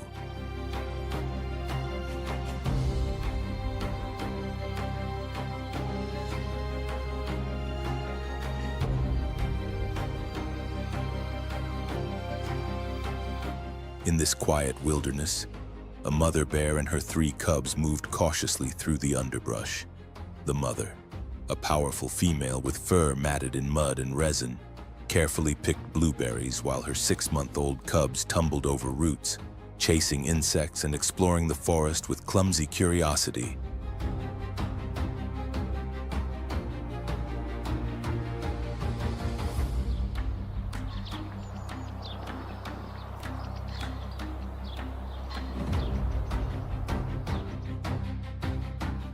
The calm was fleeting. From the far slope, a massive figure emerged from the shadows.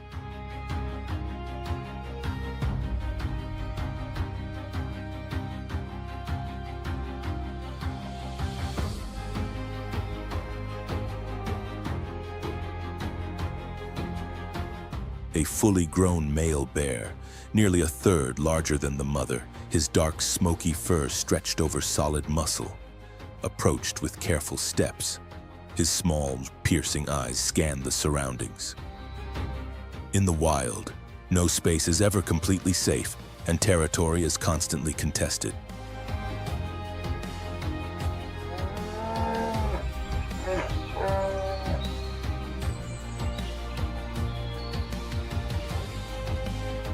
For adult male bears, cubs that do not belong to them are not companions, they are potential threats.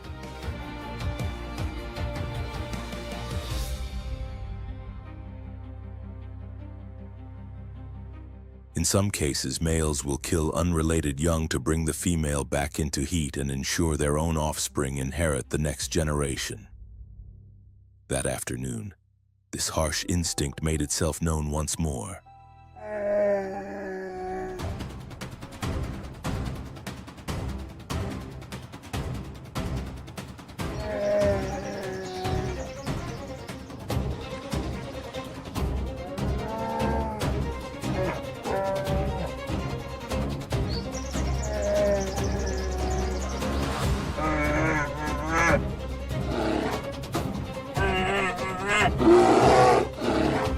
The encounter was short but intense, a flurry of roars and swipes.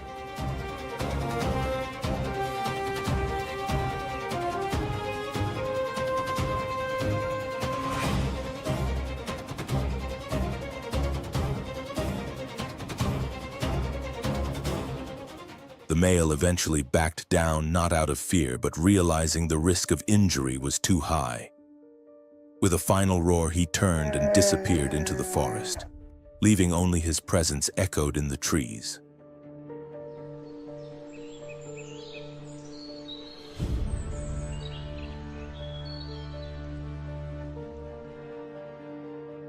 At dawn, pale light spread across the taiga, settling over the exhaustion of the previous night.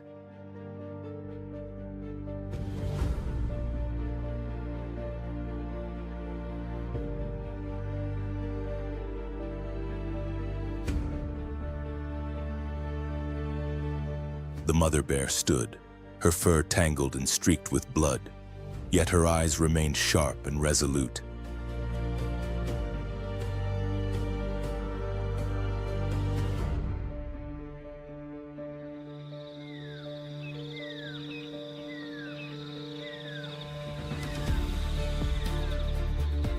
Her cubs followed closely, unaware of the danger they had narrowly avoided.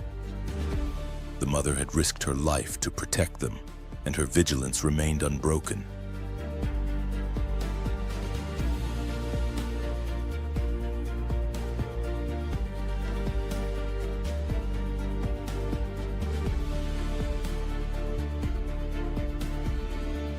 With the first morning rays breaking through the canopy, the family began their journey toward a distant stream where the salmon were beginning their run.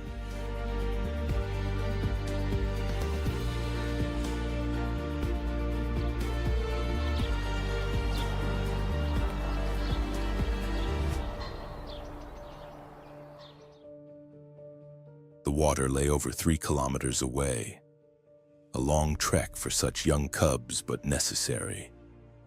Summer is the season of survival lessons: how to forage, sense danger, understand the sounds of the forest, and most importantly, how to endure on their own.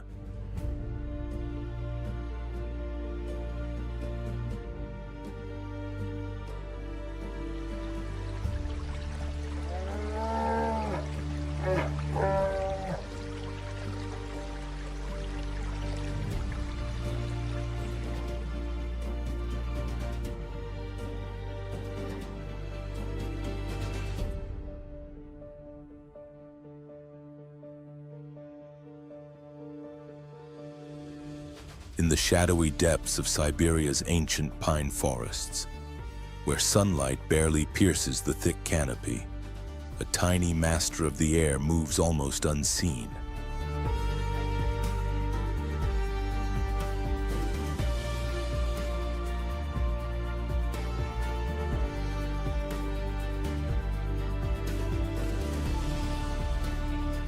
The Siberian flying squirrel may be small and light as a handful of leaves, yet it possesses a skill in motion unmatched by most mammals.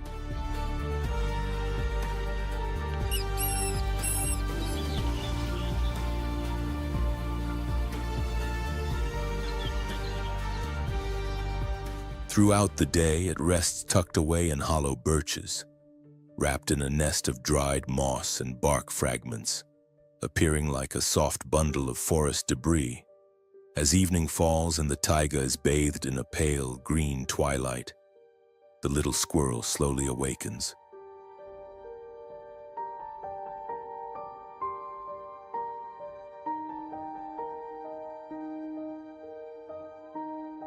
Its dark, glossy eyes reflect the faint moonlight, allowing it to navigate with astonishing precision in the gloom.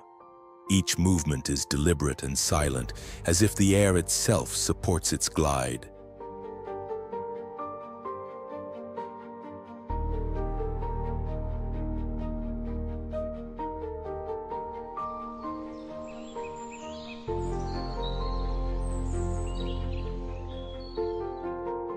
Unlike other creatures, it does not leap or bound, it floats. From a branch, it pauses for a moment, gauging distance and the current of the wind.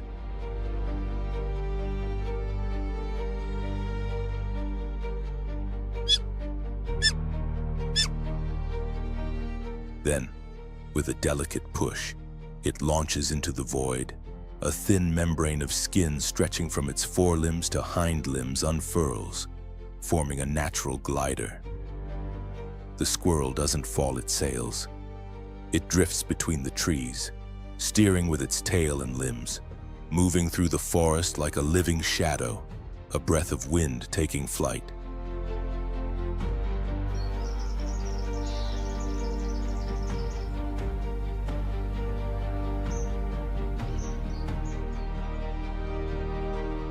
As night deepens over the Siberian forest, the tiny flying squirrel moves silently through the ancient trees. Its fur, soft and muted in tone, blends perfectly with the shadows, rendering it almost invisible to any predator.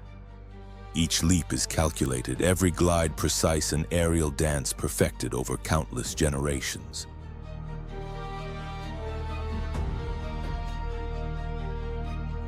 By night, it forages quietly, nibbling on tender shoots, fungi clinging to damp bark, and occasional seeds hidden among the moss. It takes only what it needs, conserving energy for the long winter ahead. Unlike larger forest dwellers, it does not rely on brute force or sharp claws. It thrives on stealth, agility, and careful planning.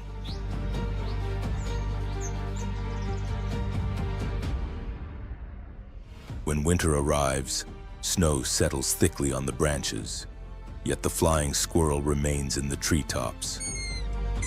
Its fur thickens, its glides shorten, and caches of food become vital for survival. Every stored morsel is a lifeline, each movement measured to preserve warmth and strength.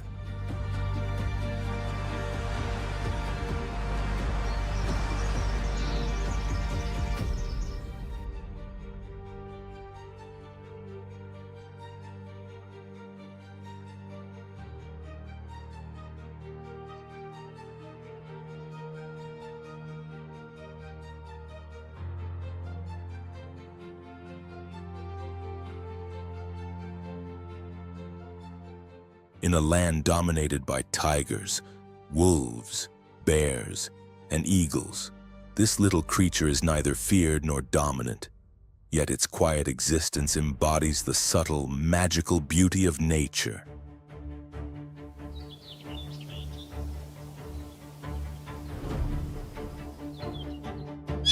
A shadow slips among the trees, a whisper of life, a reminder that even in the harshest wilderness, gentleness and resilience endure.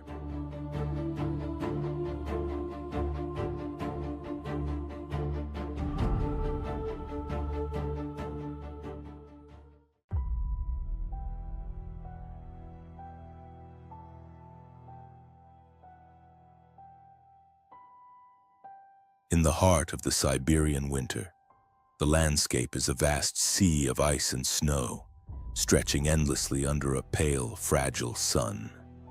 The forest lies in silence, stripped bare of life's usual chorus.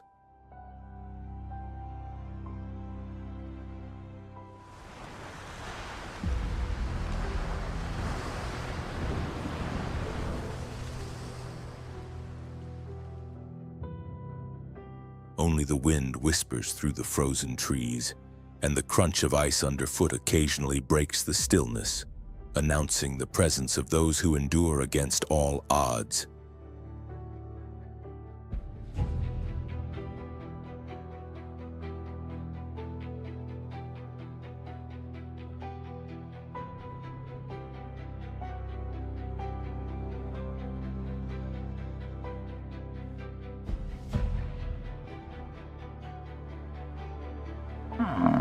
Through this frozen expanse, a herd of muskoxen moves with calm determination.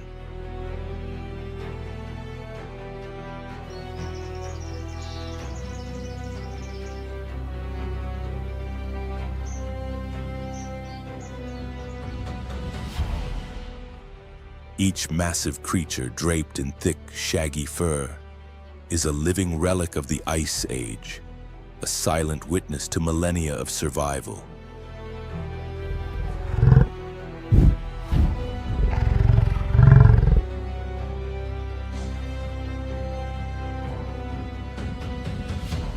Their dense outer hair nearly touches the snow, while a softer, insulated undercoat caveat keeps them alive in temperatures that can plunge far below -50 degrees.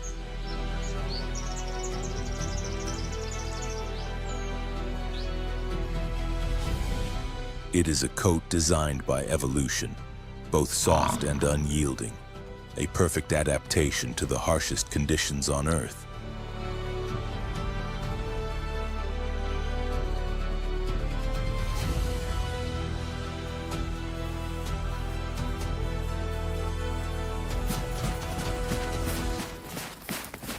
The herd does not hurry.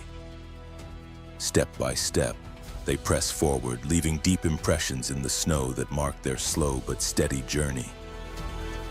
Their pace is deliberate, measured, the kind born from centuries of living in a land where patience is survival.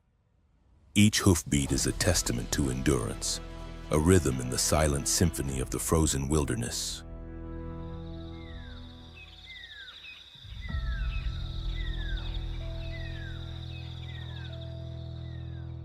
In this frozen realm, life persists not through speed or strength alone, but through resilience, cooperation, and the wisdom to survive the relentless winter.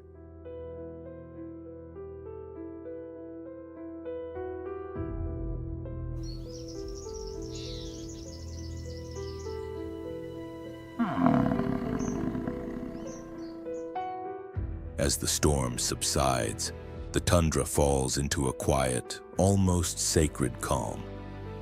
The muskoxen continue their slow, deliberate trek, each step pressing into the snow, leaving deep impressions that will soon vanish under fresh flurries.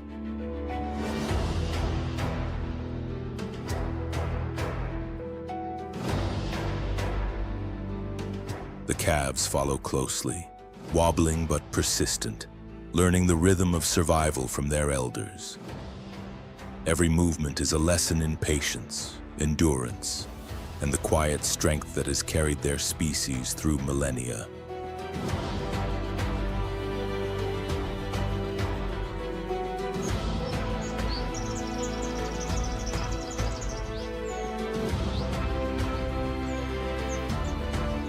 Above them, the sky lightens with a pale, frosty hue.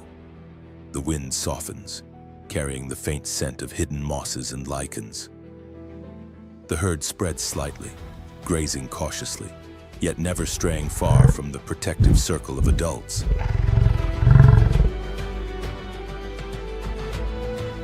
In these vast, frozen landscapes, life is measured not in speed or cunning alone, but in resilience.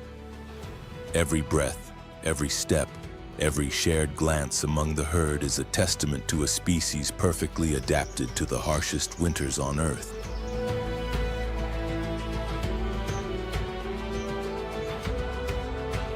Here in Siberia, to survive is not to conquer the elements, but to endure them together strong, united, and unwavering against the relentless cold.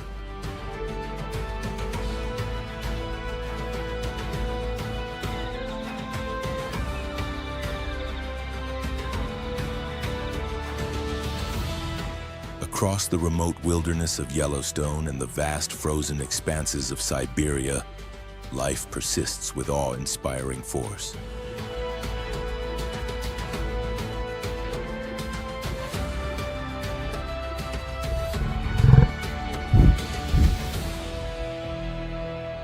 In these lands, predators lie in wait, prey fight to survive, and the timeless rhythm of the natural world continues, precise and unchanging over thousands of years.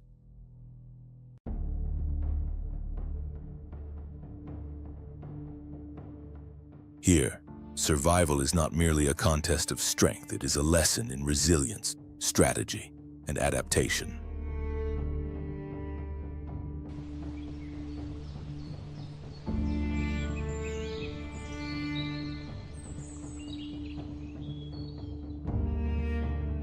It shows us that raw power does not always win, that collaboration can outmatch instinct, and that even in the harshest climates, life finds a way to endure and flourish.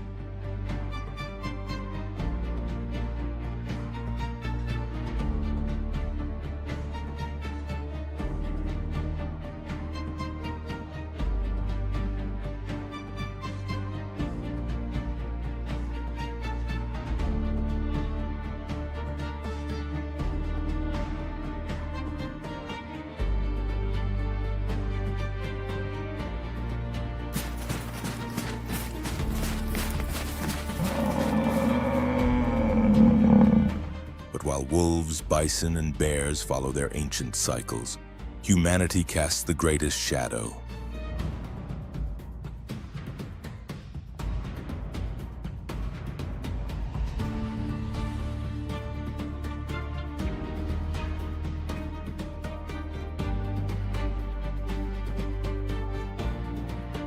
Forests shrink, rivers grow toxic, and the fragile balance of these ecosystems teeters on the brink.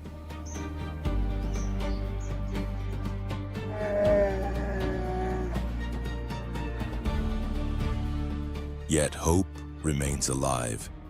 Every protected area, every conservation initiative, and every individual who takes action becomes a spark capable of changing the fate of an entire habitat.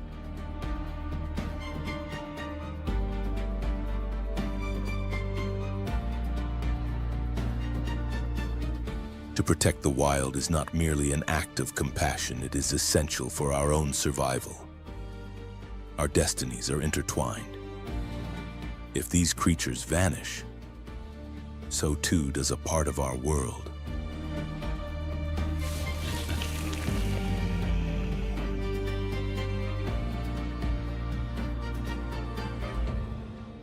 For an instant, time seems to stand still. The elk swims with raw determination, muscles stiff, fur soaked and heavy, yet it presses on. With one final push, it reaches the far shore.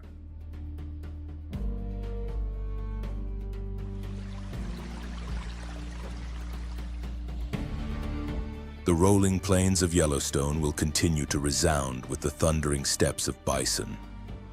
Wolves will lift their calls beneath the Siberian auroras. And if we take the time to truly listen, we will understand that the wilderness does not require our mercy. It commands our respect.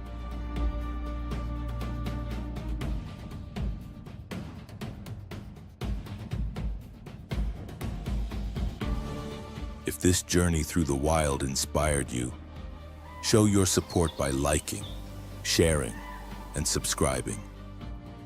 Explore with us the untamed corners of the planet, where every life is vital and every choice leaves an impact.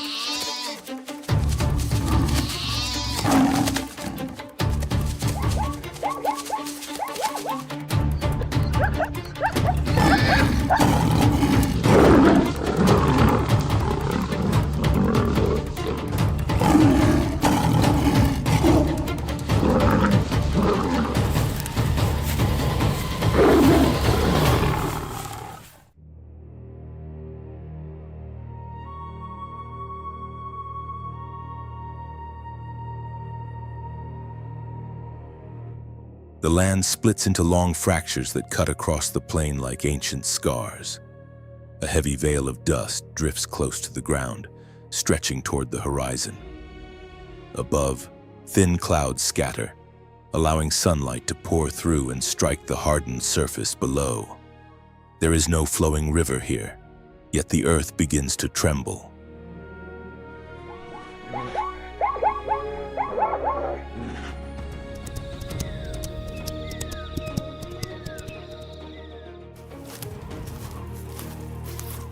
Across the cracked crust, thousands of hooves strike in unison. With every step, dust erupts and spreads outward. The first animals move forward, and behind them the surge continues. Grasses bend in the direction of travel, carving a pathway that seems to have no end.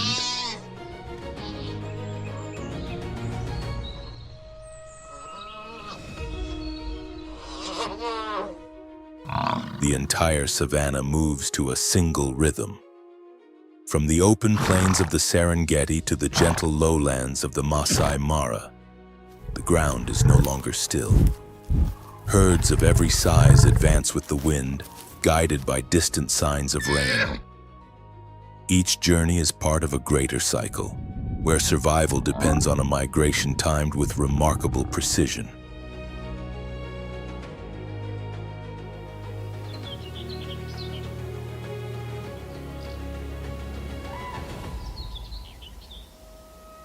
Nothing in this ecosystem remains unchanged. It shifts with the seasons, with water, with the growth of grass, and with the passage of each herd. Every species plays a defined role, and every behavior helps sustain the pulse that keeps the plains alive.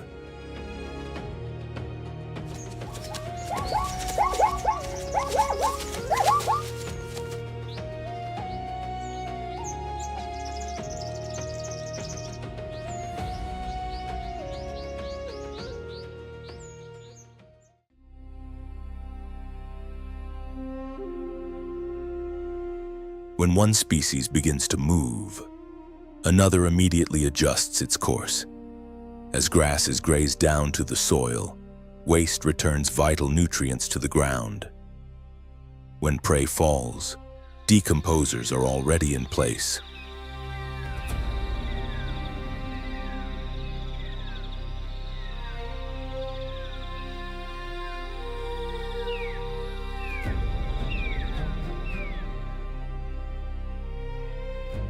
Together, the Serengeti Masai Mara region functions as one of East Africa's central biological engines.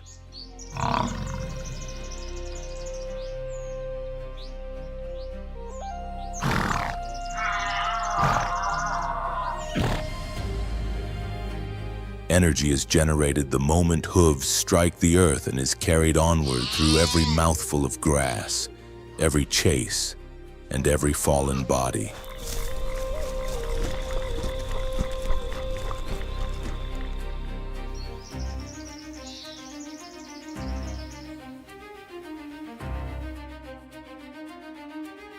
Nothing in this system exists without purpose. Each element matters only when it flows with the natural rhythm.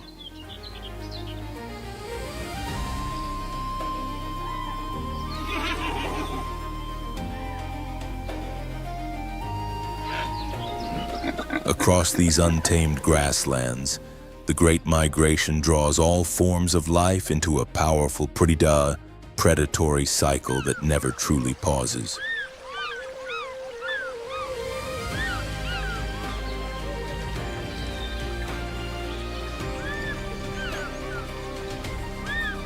Fresh shoots blanket the land after recent rains, their narrow leaves bent in unison by the wind.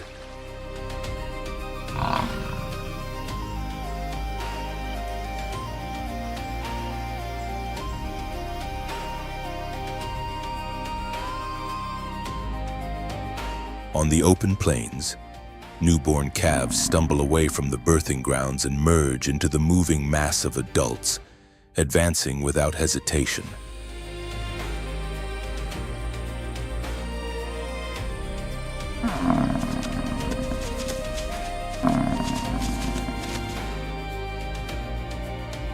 They do not wait for strength to build. Motion begins at once. As the rainy season reaches the southern edge of the Serengeti, wildebeest herds leave their calving areas.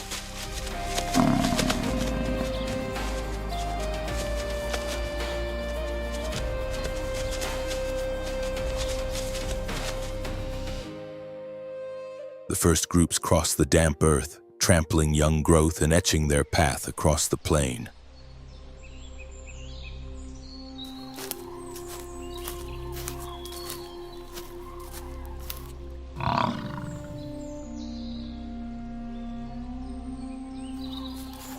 The movement does not break. Smaller groups merge into larger bodies as herds from different directions converge along shared corridors.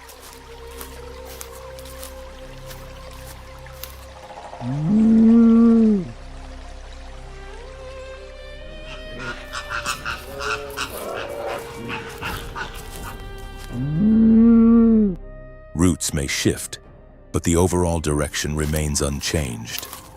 The pace is steady and relentless.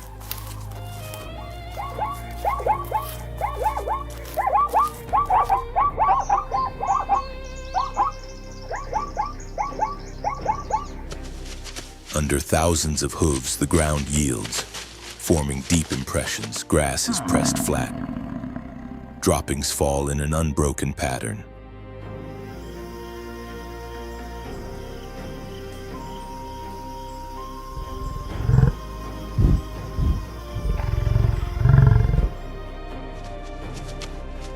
The air grows heavy with the scent of bodies, waste, and churned soil. Every footprint marks the passage of a living current sweeping across the savanna.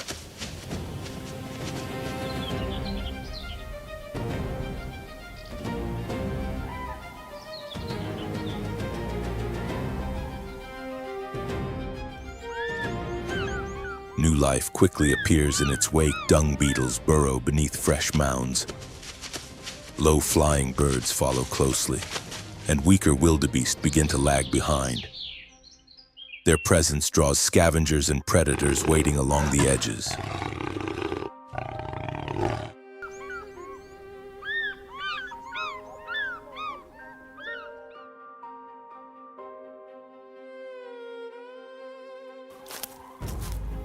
The migration cuts through the grasslands, opening pathways that other species soon follow.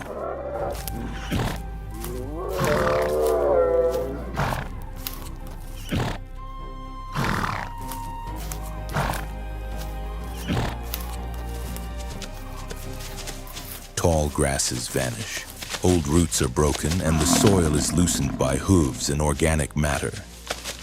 Each area they cross becomes a zone of biological renewal after the dry season.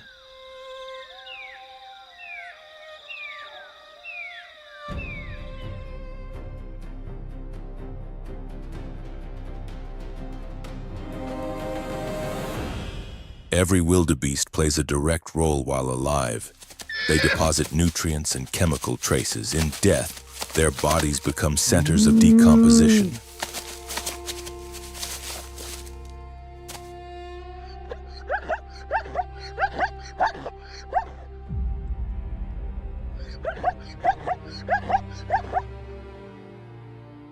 Birds, insects, and microbes arrive in layers. There is no need to search. Food is already available for scavengers.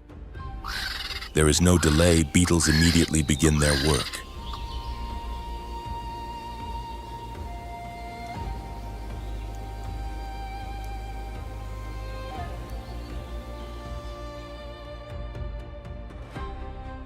There is no isolation. Predators simply watch and wait for those that slip behind the flow.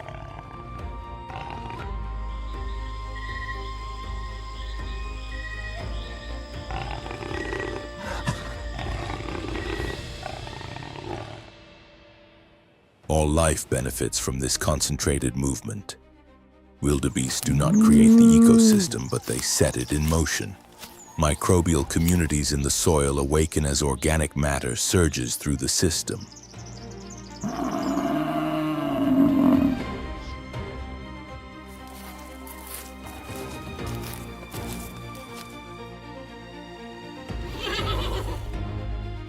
Other species begin their own journeys as the wild pulse passes.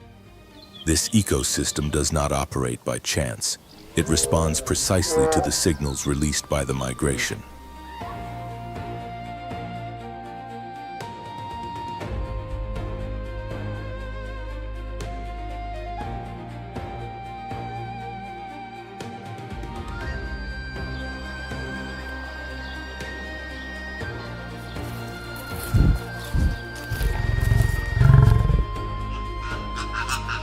As the wildebeest press forward, the grazing zones along their migratory corridor are reshaped in real time.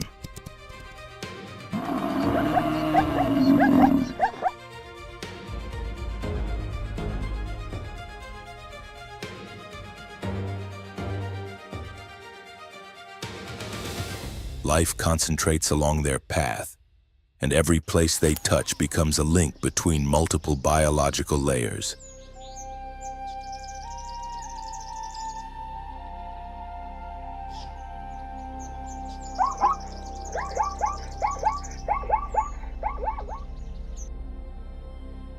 No single species clears the way alone. No cycle begins without a trigger. Reproduction follows the rhythm of the rains while the soil still holds moisture. New life is born.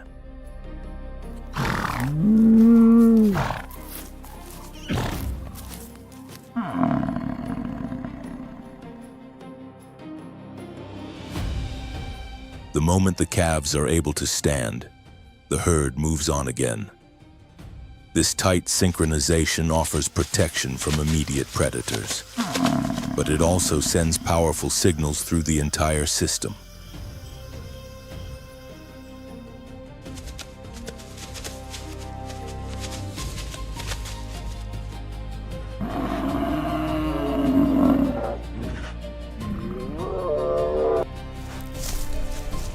The landscape left behind changes rapidly.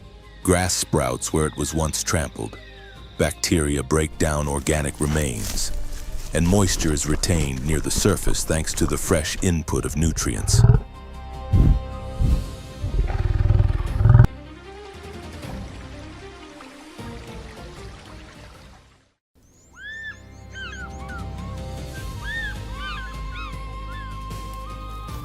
For a time, each area crossed by the herd becomes a center of biological renewal. Other grazers arrive later, taking advantage of what remains.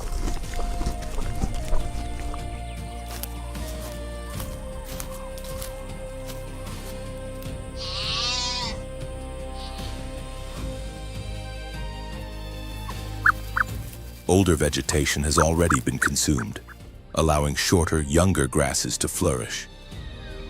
There is no direct competition. Many species rely on the wildebeest's passage as a natural process of clearing and renewal.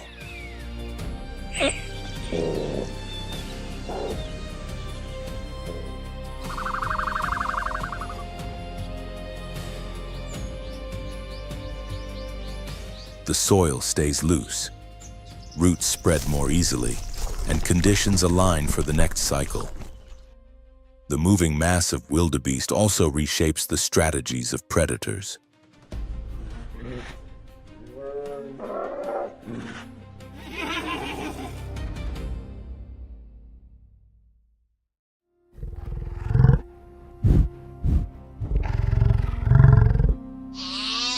Hunters must adjust their breeding seasons, ambush tactics, and territories according to the herd's pace and direction.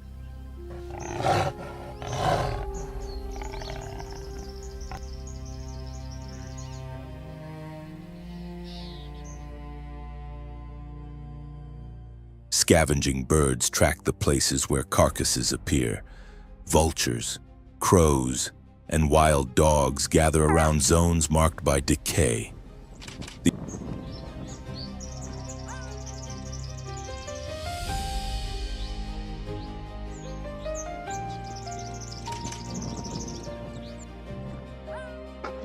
The ecosystem keeps time like a living structure.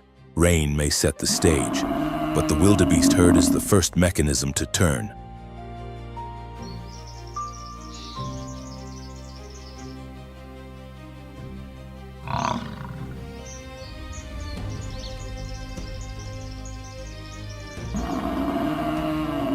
No single animal chooses the route, yet together they generate enough momentum to drive the entire system.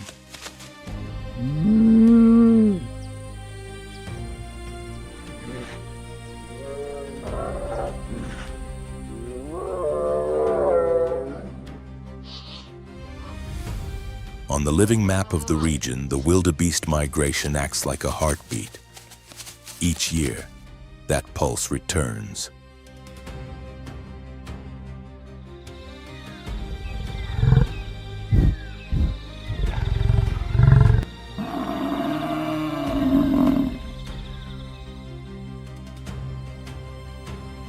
From the southern calving grounds to the northern grasslands, every stretch of land responds in a predictable sequence.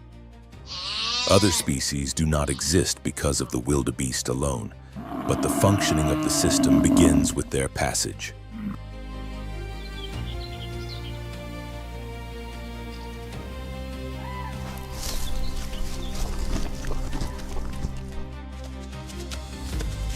Nothing in the herd's behavior happens in isolation.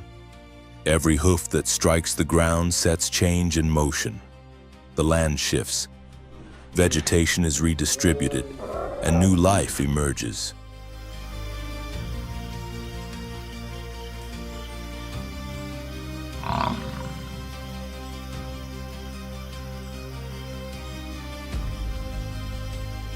This is why wildebeest signal the beginning of the life cycle in East Africa, not because they are the strongest or the fastest, but because their first step sets the entire ecosystem in motion.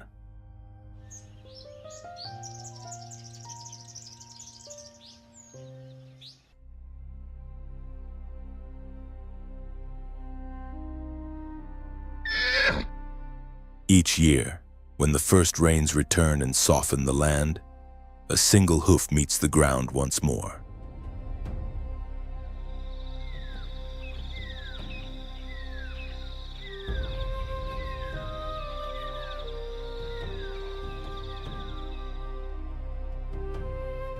From that moment of contact, the cycle of life begins again.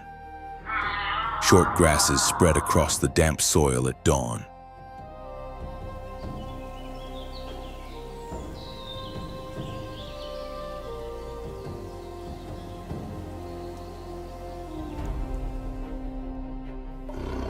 The air is still. At the edge of a shallow hollow, a pride of lions lies pressed low, concealed among scattered shrubs.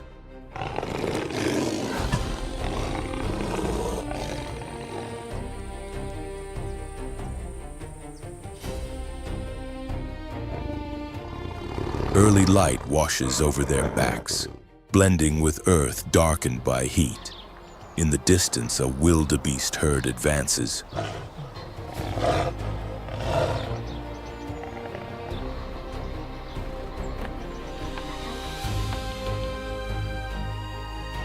The groups stretch into loose lines, shifting direction as they follow the low ground. Gaps begin to open between individuals.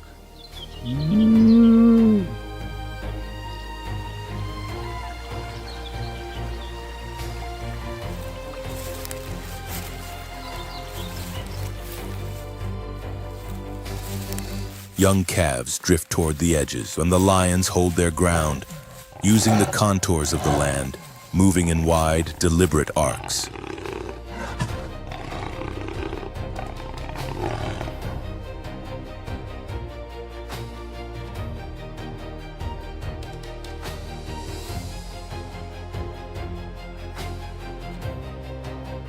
Each hunter keeps a precise distance. Angles of approach tighten from multiple sides. There is no warning, no prolonged chase.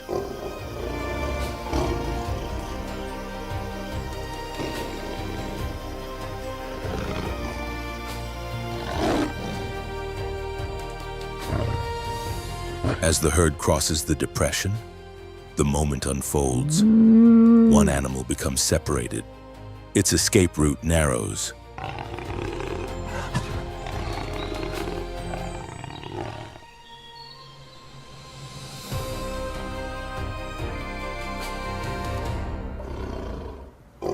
An open patch of ground becomes the point where motion ends. The prey falls, and the grass is pressed flat beneath it.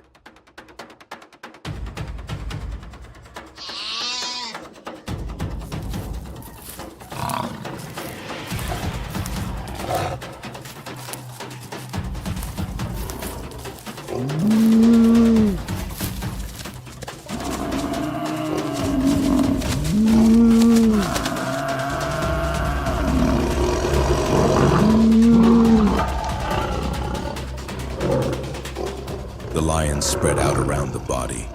One secures the kill, while the others melt back into cover.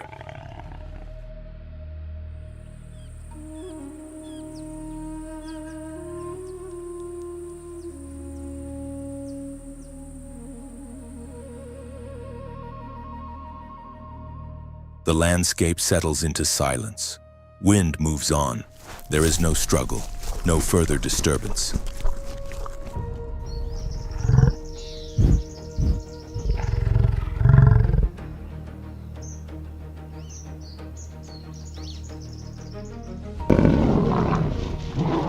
Hoofprints remain etched into the loosened soil. The scent of blood begins to drift close to the ground.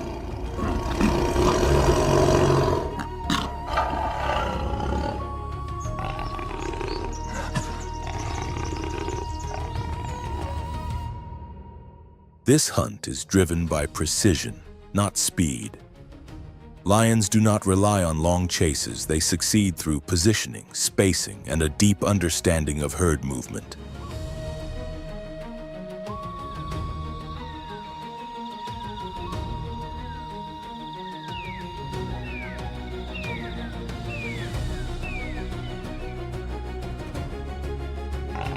Each individual plays a role. When the distance closes, force is applied together.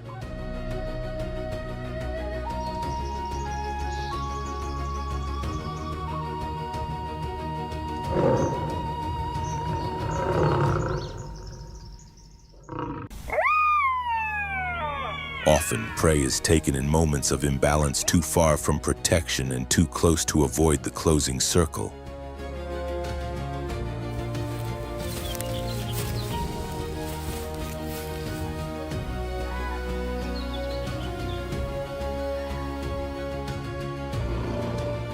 The outcome is shaped by natural behavior, not by chance or error. Once selected, the prey cannot recover its position.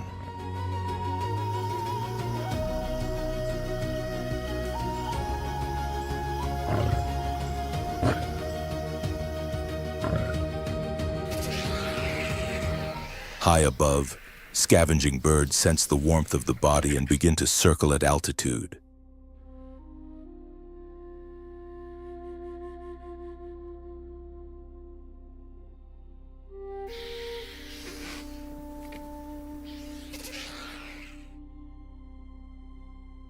On the ground, beetles detect the organic scent released into the air.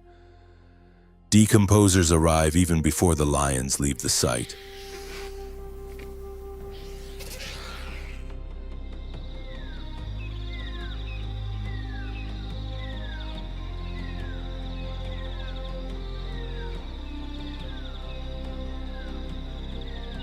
Within hours, the soil around the carcass darkens, their fluids seep into the base of the grasses. Roots draw in the nutrients. Soil bacteria cling to what remains.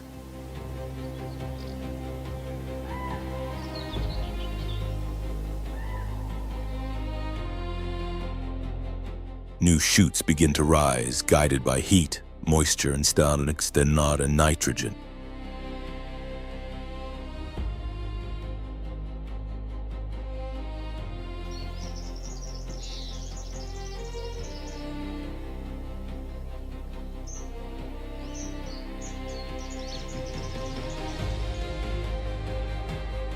By afternoon, the pride rests beneath low trees stretched along the brush. Around them, the grass stands still once more.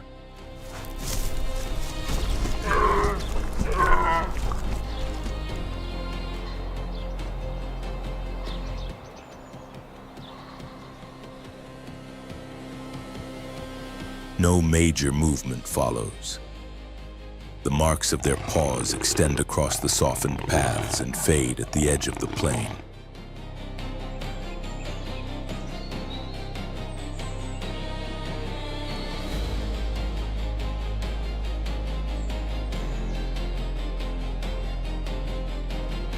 The morning hunt leaves no sound behind, but the land retains its evidence-absorbed fluids, embedded bones, and microbial changes already underway.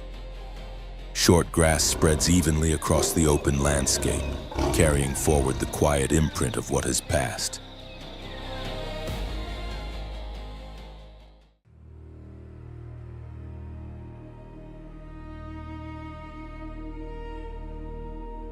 The ground is dry and fragile. Beneath low shrubs pressed close to the earth, a leopard moves without sound through narrow gaps.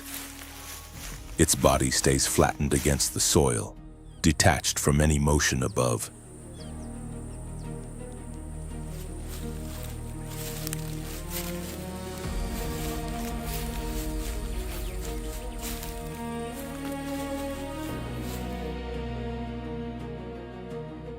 The wind shifts again and again, pushing patches of grass in different directions. Nothing breaks the boundary of dust and shadow. The distance closes steadily, without disturbing the scene.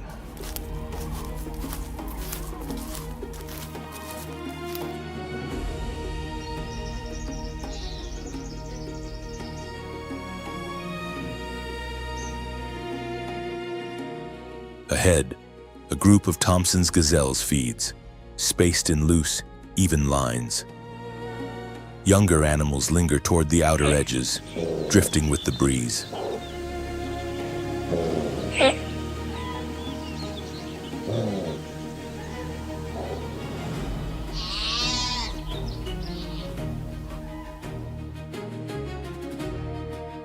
Between hunter and herd, there is no cover, only open, arid ground.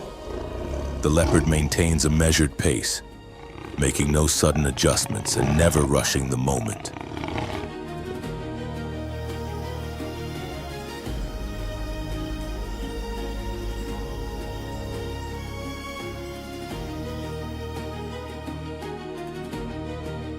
At a workable range, it pauses beside a small rise. Its body folds into the edge of shade.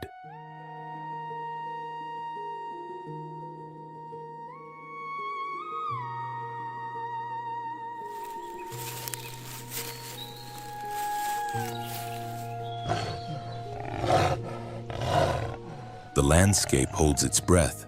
When a leopard hunts on open plains, conditions must align gentle undulations in the land, evenly scattered shrubs, and prey that remains spread out rather than tightly grouped.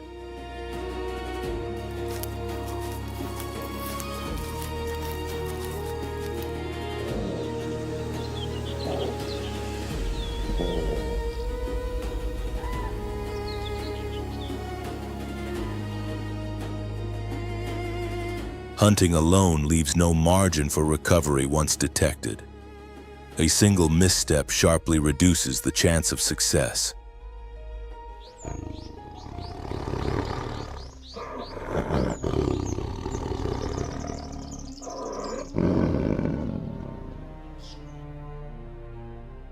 There is no partner to disrupt the herd, no coordinated retreat.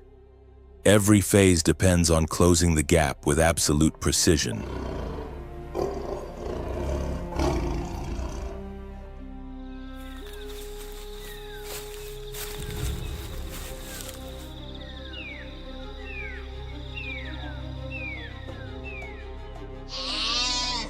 If that limit is crossed, the prey reacts and control is lost. The leopard is not built for endurance across open ground. Its strength lies in short bursts of speed.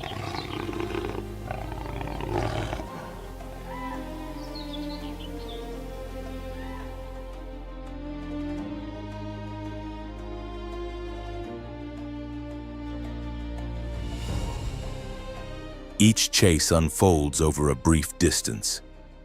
If the line breaks or the gazelle responds instantly, The attempt fails, and failure is more common than success.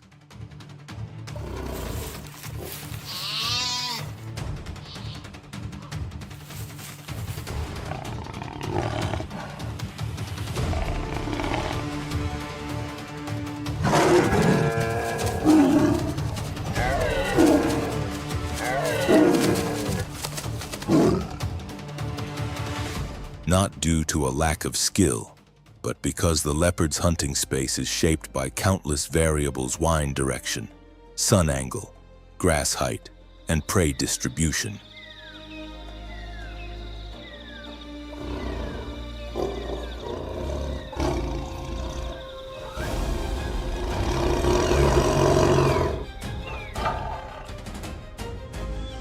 Even so, its presence alone alters gazelle behavior. Small herds rarely remain spread out in exposed areas.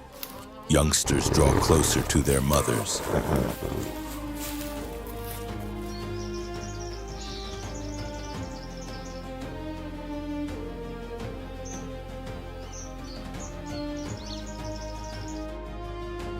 Feeding pauses. Groups quicken their pace when crossing zones with limited visibility.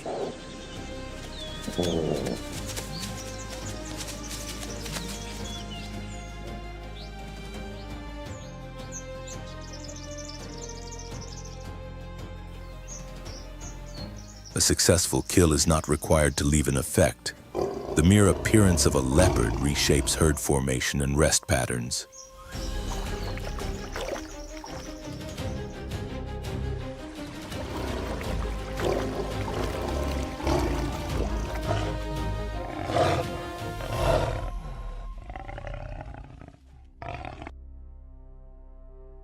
Grazing cycles shift, reducing pressure on a single spot and spreading vegetation used more evenly across the region.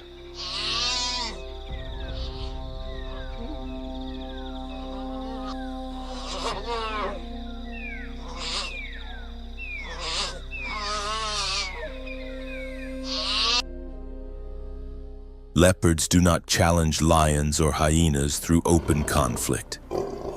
Their solitary approach adds a second layer of influence.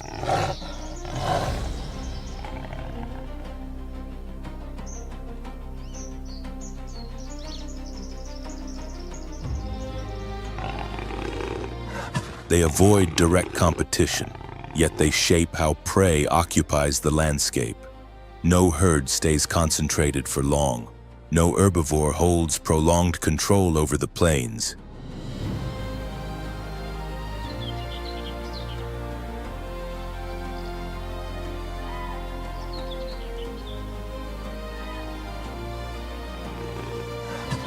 This irregular presence forces prey to disperse in search of lower risk.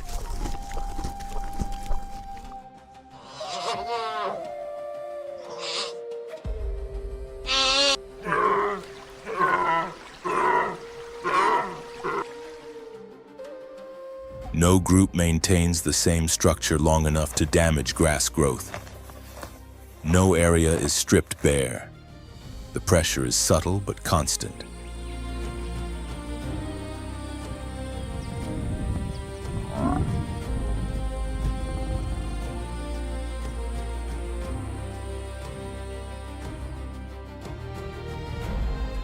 A baseline level of alertness persists, even without active hunts.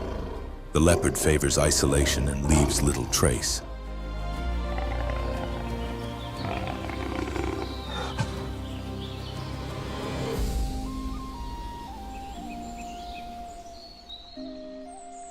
It draws no gatherings of scavengers. Small prey is consumed quickly, leaving minimal remains and little scent to attract larger species.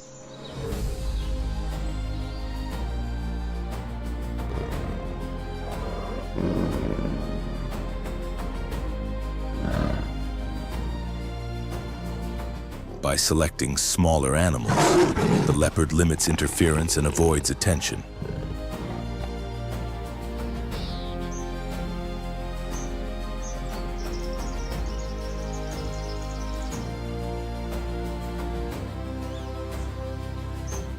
Its role rarely sparks conflict within the predator network. As evening approaches, it withdraws quietly from the edge of the plain.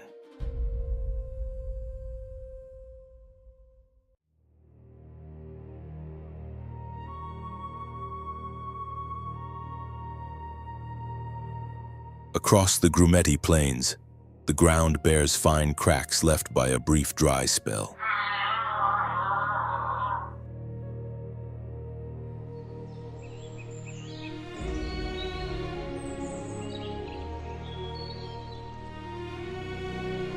Fresh grass has emerged, though it has not yet grown dense. Moving through the open landscape, a herd of zebras advances in a broad, organized line.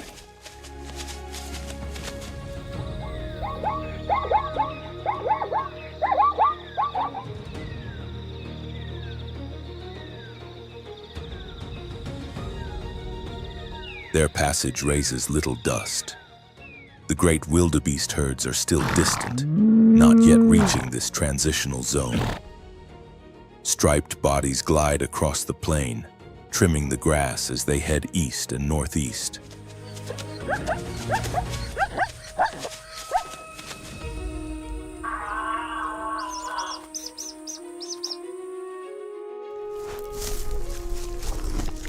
Shadows stretch over the pale soil. Larger individuals hold a steady pace, while smaller groups remain along the edges. The leading position shifts constantly.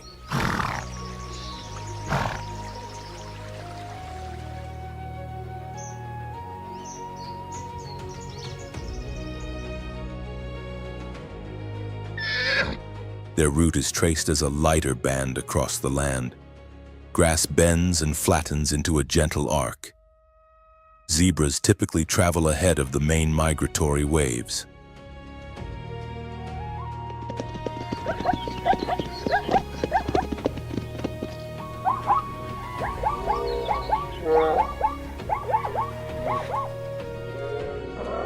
They enter areas still untouched by hooves, following paths of their own. No collective signal is required.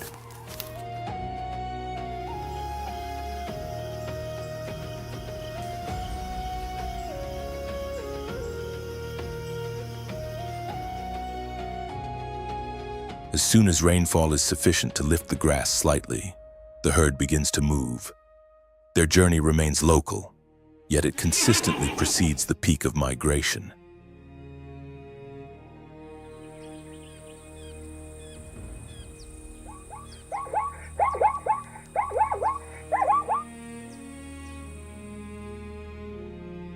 This timing introduces a different rhythm into the system. Zebras do not wait for grass to reach its most tender stage.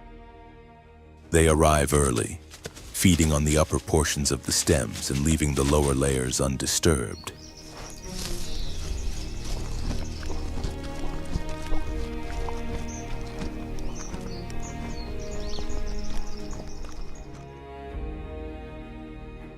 When other grazers follow later, the grass has already been trimmed closer to the ground, better suited to their feeding styles.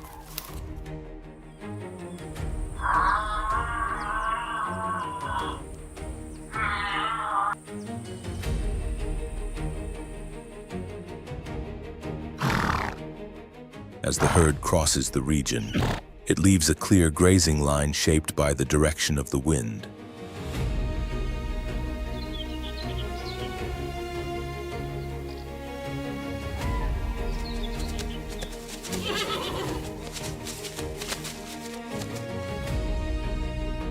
Vegetation is cut evenly. Low shrubs lose much of their cover, allowing more sunlight to reach the soil.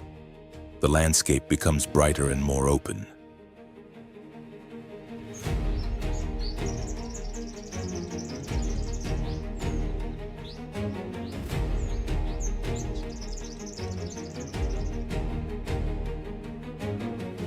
Understory plants begin to reorganize in response to the new structure. Throughout their movement, zebras do not maintain rigid formations.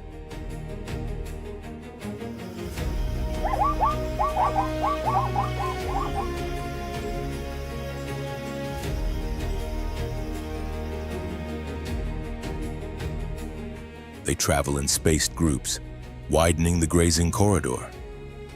At shallow water sources, the herd breaks into smaller units, each using different patches of vegetation depending on the terrain.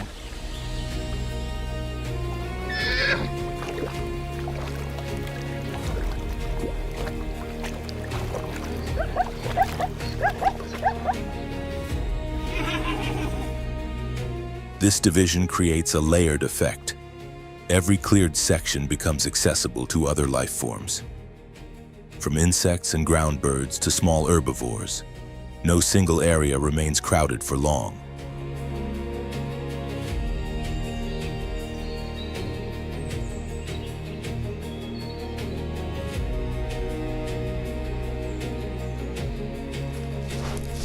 The remaining biological layers are reshaped evenly across the plain.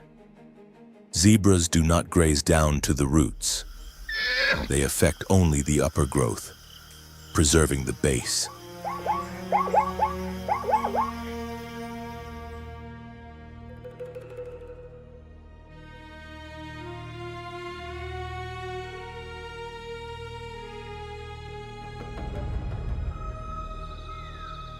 This residual layer becomes ideal for low-grazing species such as gazelles, warthogs, and smaller trailing groups of wildebeest.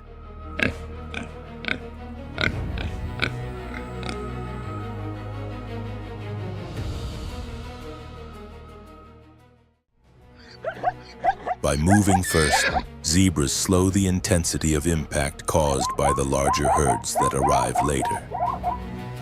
Their breeding is not concentrated in one mass, allowing them to split freely into smaller groups.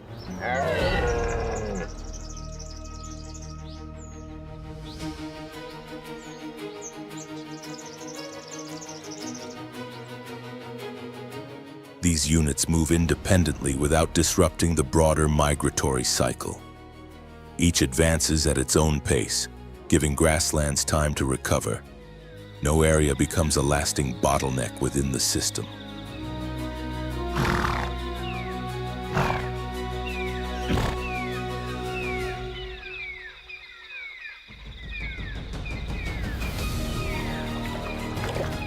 When predators draw near, zebras do not respond by tightening into a dense mass.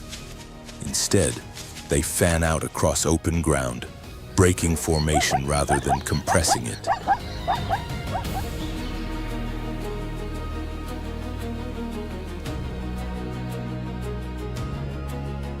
This behavior disrupts hunting strategies that rely on confusion within tight groups.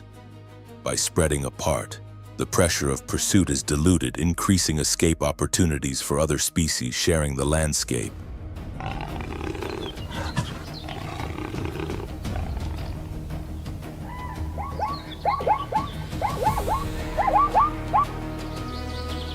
The tracks zebras leave behind are shallow yet continuous.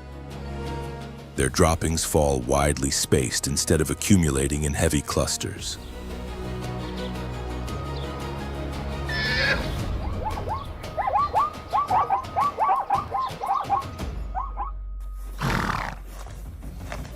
This even distribution enriches the soil surface, helping the grass retain moisture at its base. From these scattered nutrients, soil bacteria begin to expand.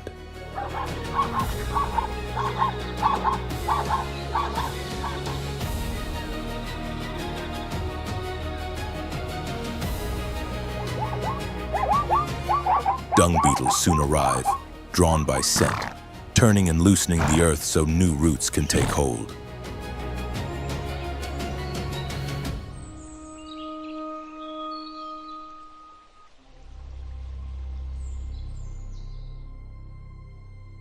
From an ecological standpoint, zebras create a horizontal flow of biological movement.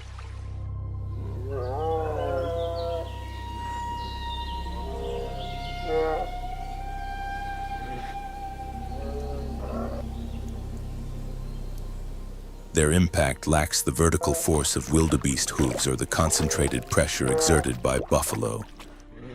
But this steady passage reduces direct stress on the land.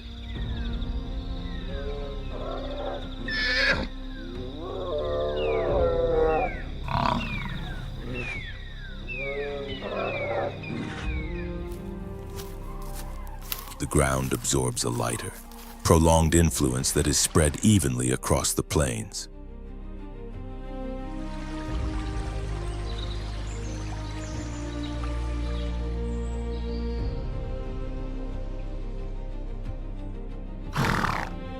Predators adjust their routines to follow zebra movements, increasing the chances of successful ambushes. Lions, hyenas, and wild dogs position themselves in areas not yet reshaped by massive herds.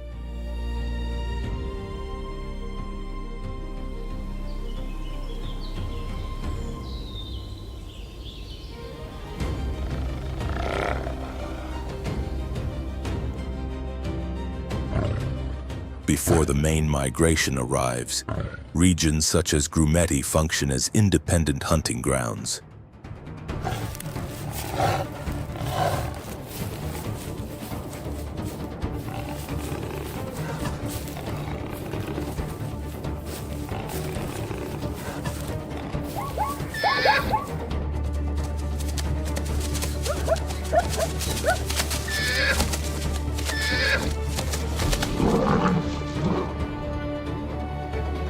As a result, predation pressure is distributed more evenly over time.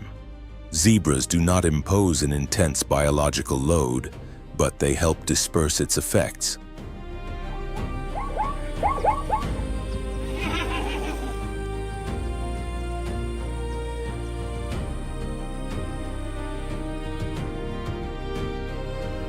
The system absorbs this energy at multiple points. The soil is not disturbed for extended periods. Roots retain part of their protective layer, and recovery cycles resume more quickly after each change.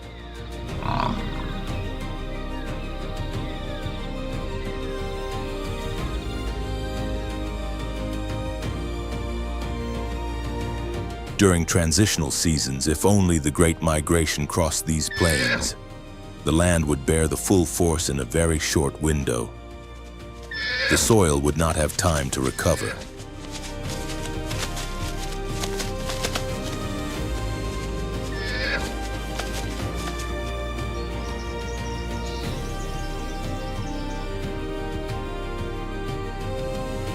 Microorganisms would also struggle to multiply fast enough. Grass would be torn out by the roots rather than simply trimmed. Without zebra herds, the migratory corridor would lose its first layer of distribution.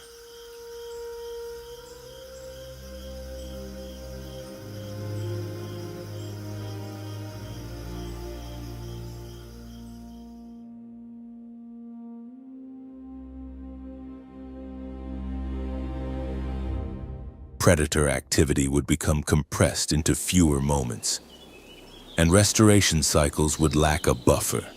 The grassland would shift in color more rapidly, exposing roots too early.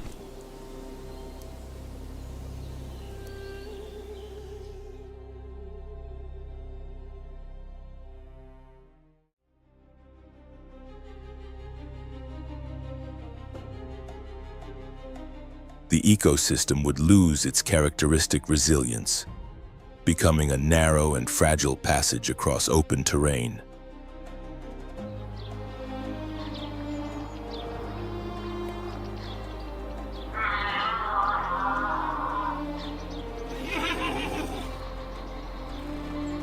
Zebras leave no dramatic aftermath, yet each passing group clears the surface, opens sight lines, and allows wind to move freely for a brief time.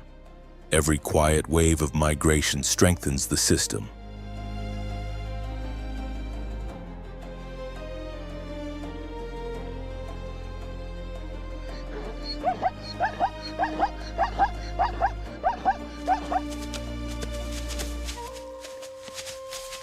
It is this staggered, subtle rhythm that prevents the entire migratory movement from collapsing into a single, overwhelming surge.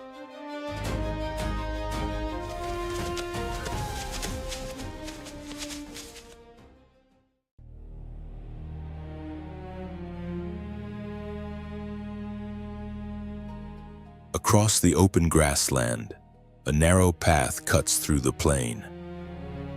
Dust lifts lightly along a zigzag line, while the wind slips through mid-height grasses, carrying traces of movement that have not yet faded.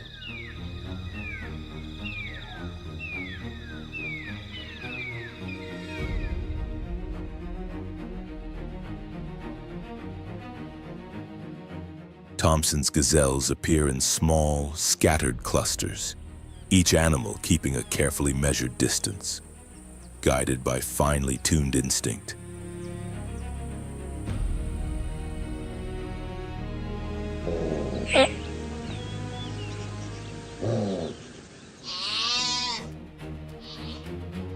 On bare ground, there are no obstacles and no tall cover.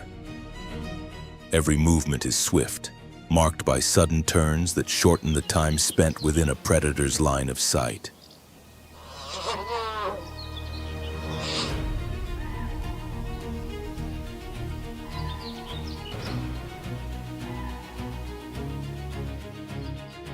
When danger emerges on the horizon, the gazelles spring away on diagonal paths. Their escape routes curve unpredictably, forming a web of motion that is nearly impossible to read.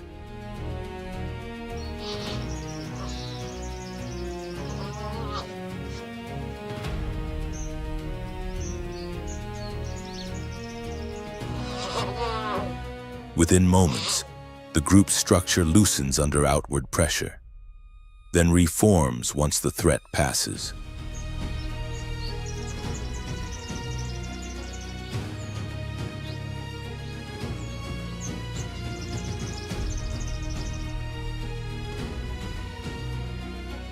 Calving takes place in isolated spots across the dry plain.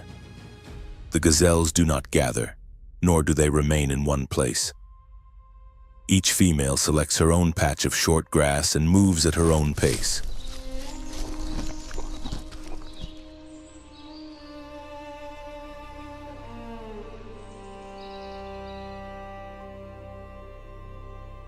As soon as the young can stand, the group shifts again, leaving no clear traces and no prolonged pauses.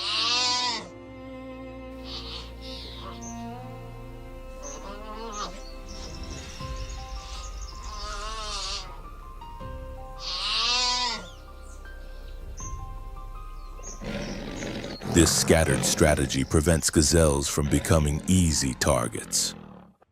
Lions, hyenas, and leopards usually succeed only when an individual strays too far from the group's flow.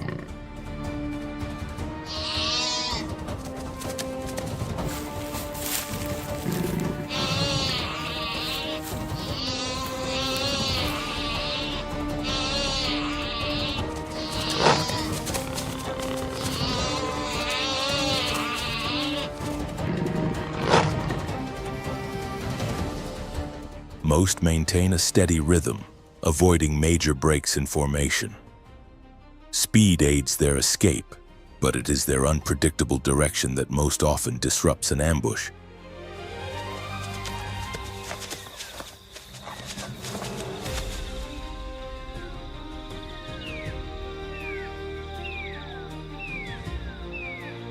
In such an exposed landscape, there is no true shelter. Gazelles turn openness itself into a defense. The clearer the space, the lower the risk.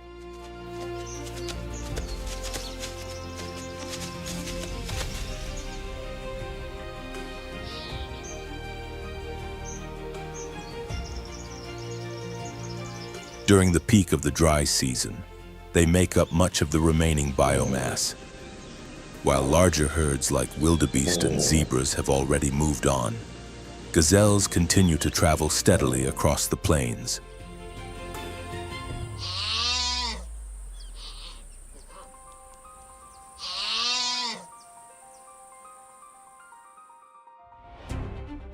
They graze close to the ground, feeding on shoots that have not been trampled. Their constant motion prevents the grass from losing its color entirely.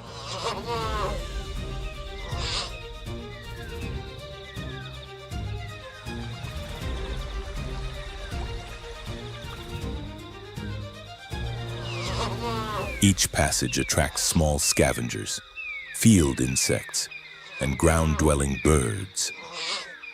Their hooves leave shallow impressions that hold moisture just long enough for new growth to emerge.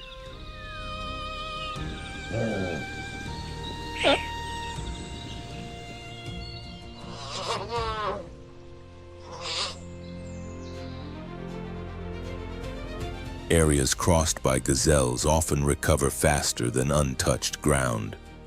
Their ability to leave sensitive spots and return from different directions sustains a continuous rhythm of life.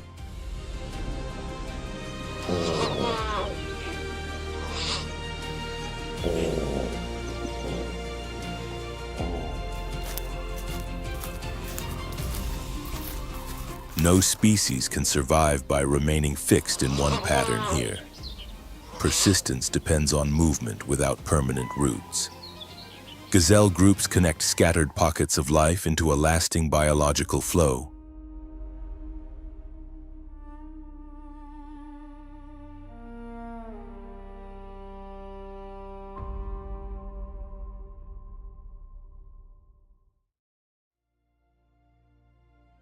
They serve as a buffer between top predators and lower levels of the food web.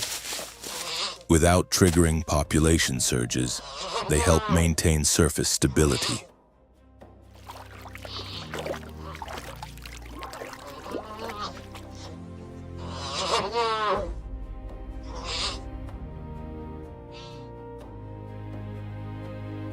When gazelles vanish from a region, the middle layer of prey collapses, forcing predators to shift abruptly and disrupting the natural order. The ecosystem loses its balancing force.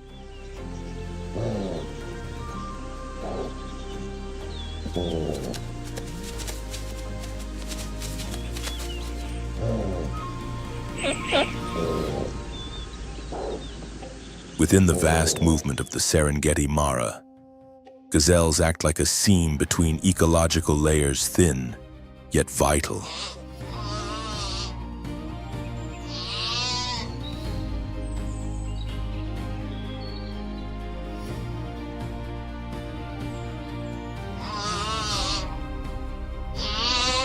Each time they skim the ground in flight, they leave a subtle imprint. From that imprint, the rhythm of life holds its balance.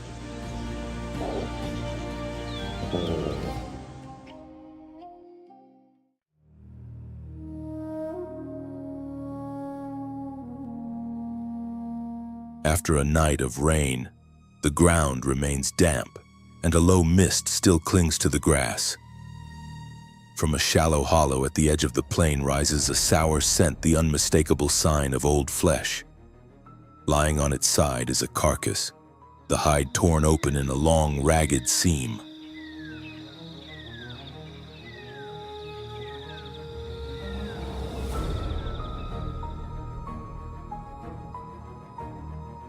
Spotted hyenas approach from different points on the horizon. Within the group, order is precise. Each animal takes a position around the body without chaos or struggle. Powerful jaws tear effortlessly through tissue, stripping away large sections of meat and exposing bare bone.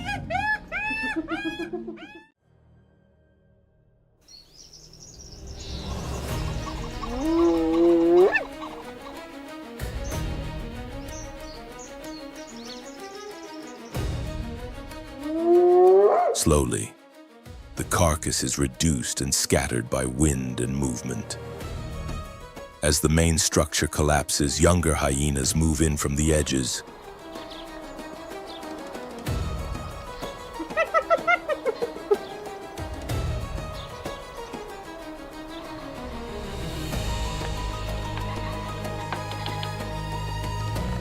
Their teeth are not searching for soft flesh. They lock into joints, separate limbs, and remove the final fragments clinging to bone. Only dry soil adheres to the exposed marrow. Everything else is broken down into small, disappearing pieces.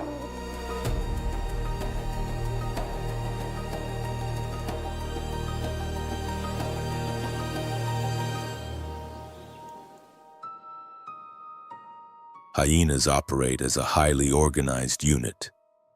Dominant individuals choose moments to hunt when conditions favor them.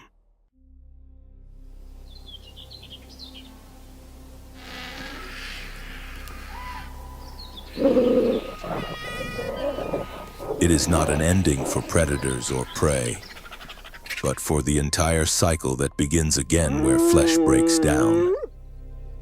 No presence interrupts and regulates the system as effectively as the hyena.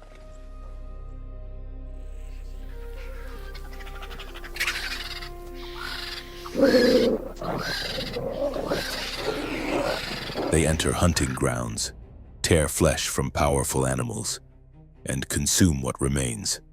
When they leave, the land is clean. No odor, no residue, no biological risk.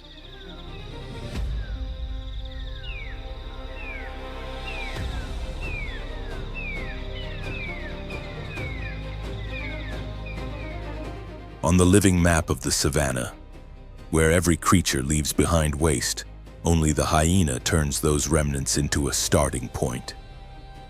No other animal consumes what is left at the very end.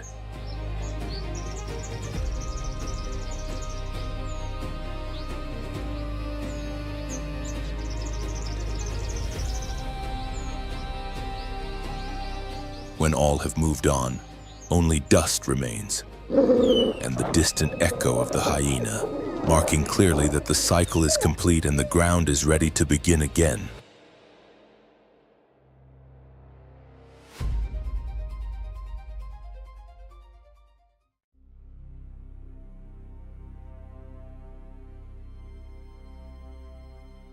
Across the vast African plains, the great migrations reveal survival in its purest form.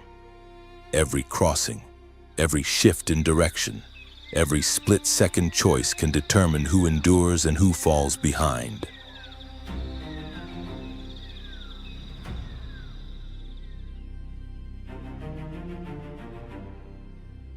Danger is ever-present, unseen predators, deceptive rivers, and a harsh landscape that tests even the strongest bodies and instincts.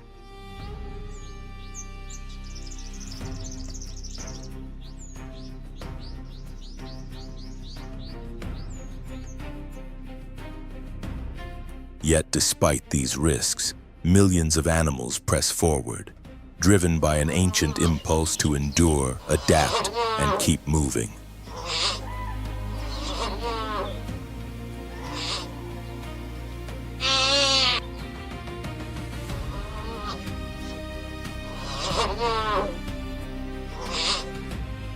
In this endless journey, unity becomes strength, resolve becomes protection, and survival stands as the sole objective. With this, we conclude our exploration of one of the most powerful and extraordinary spectacles in the natural world.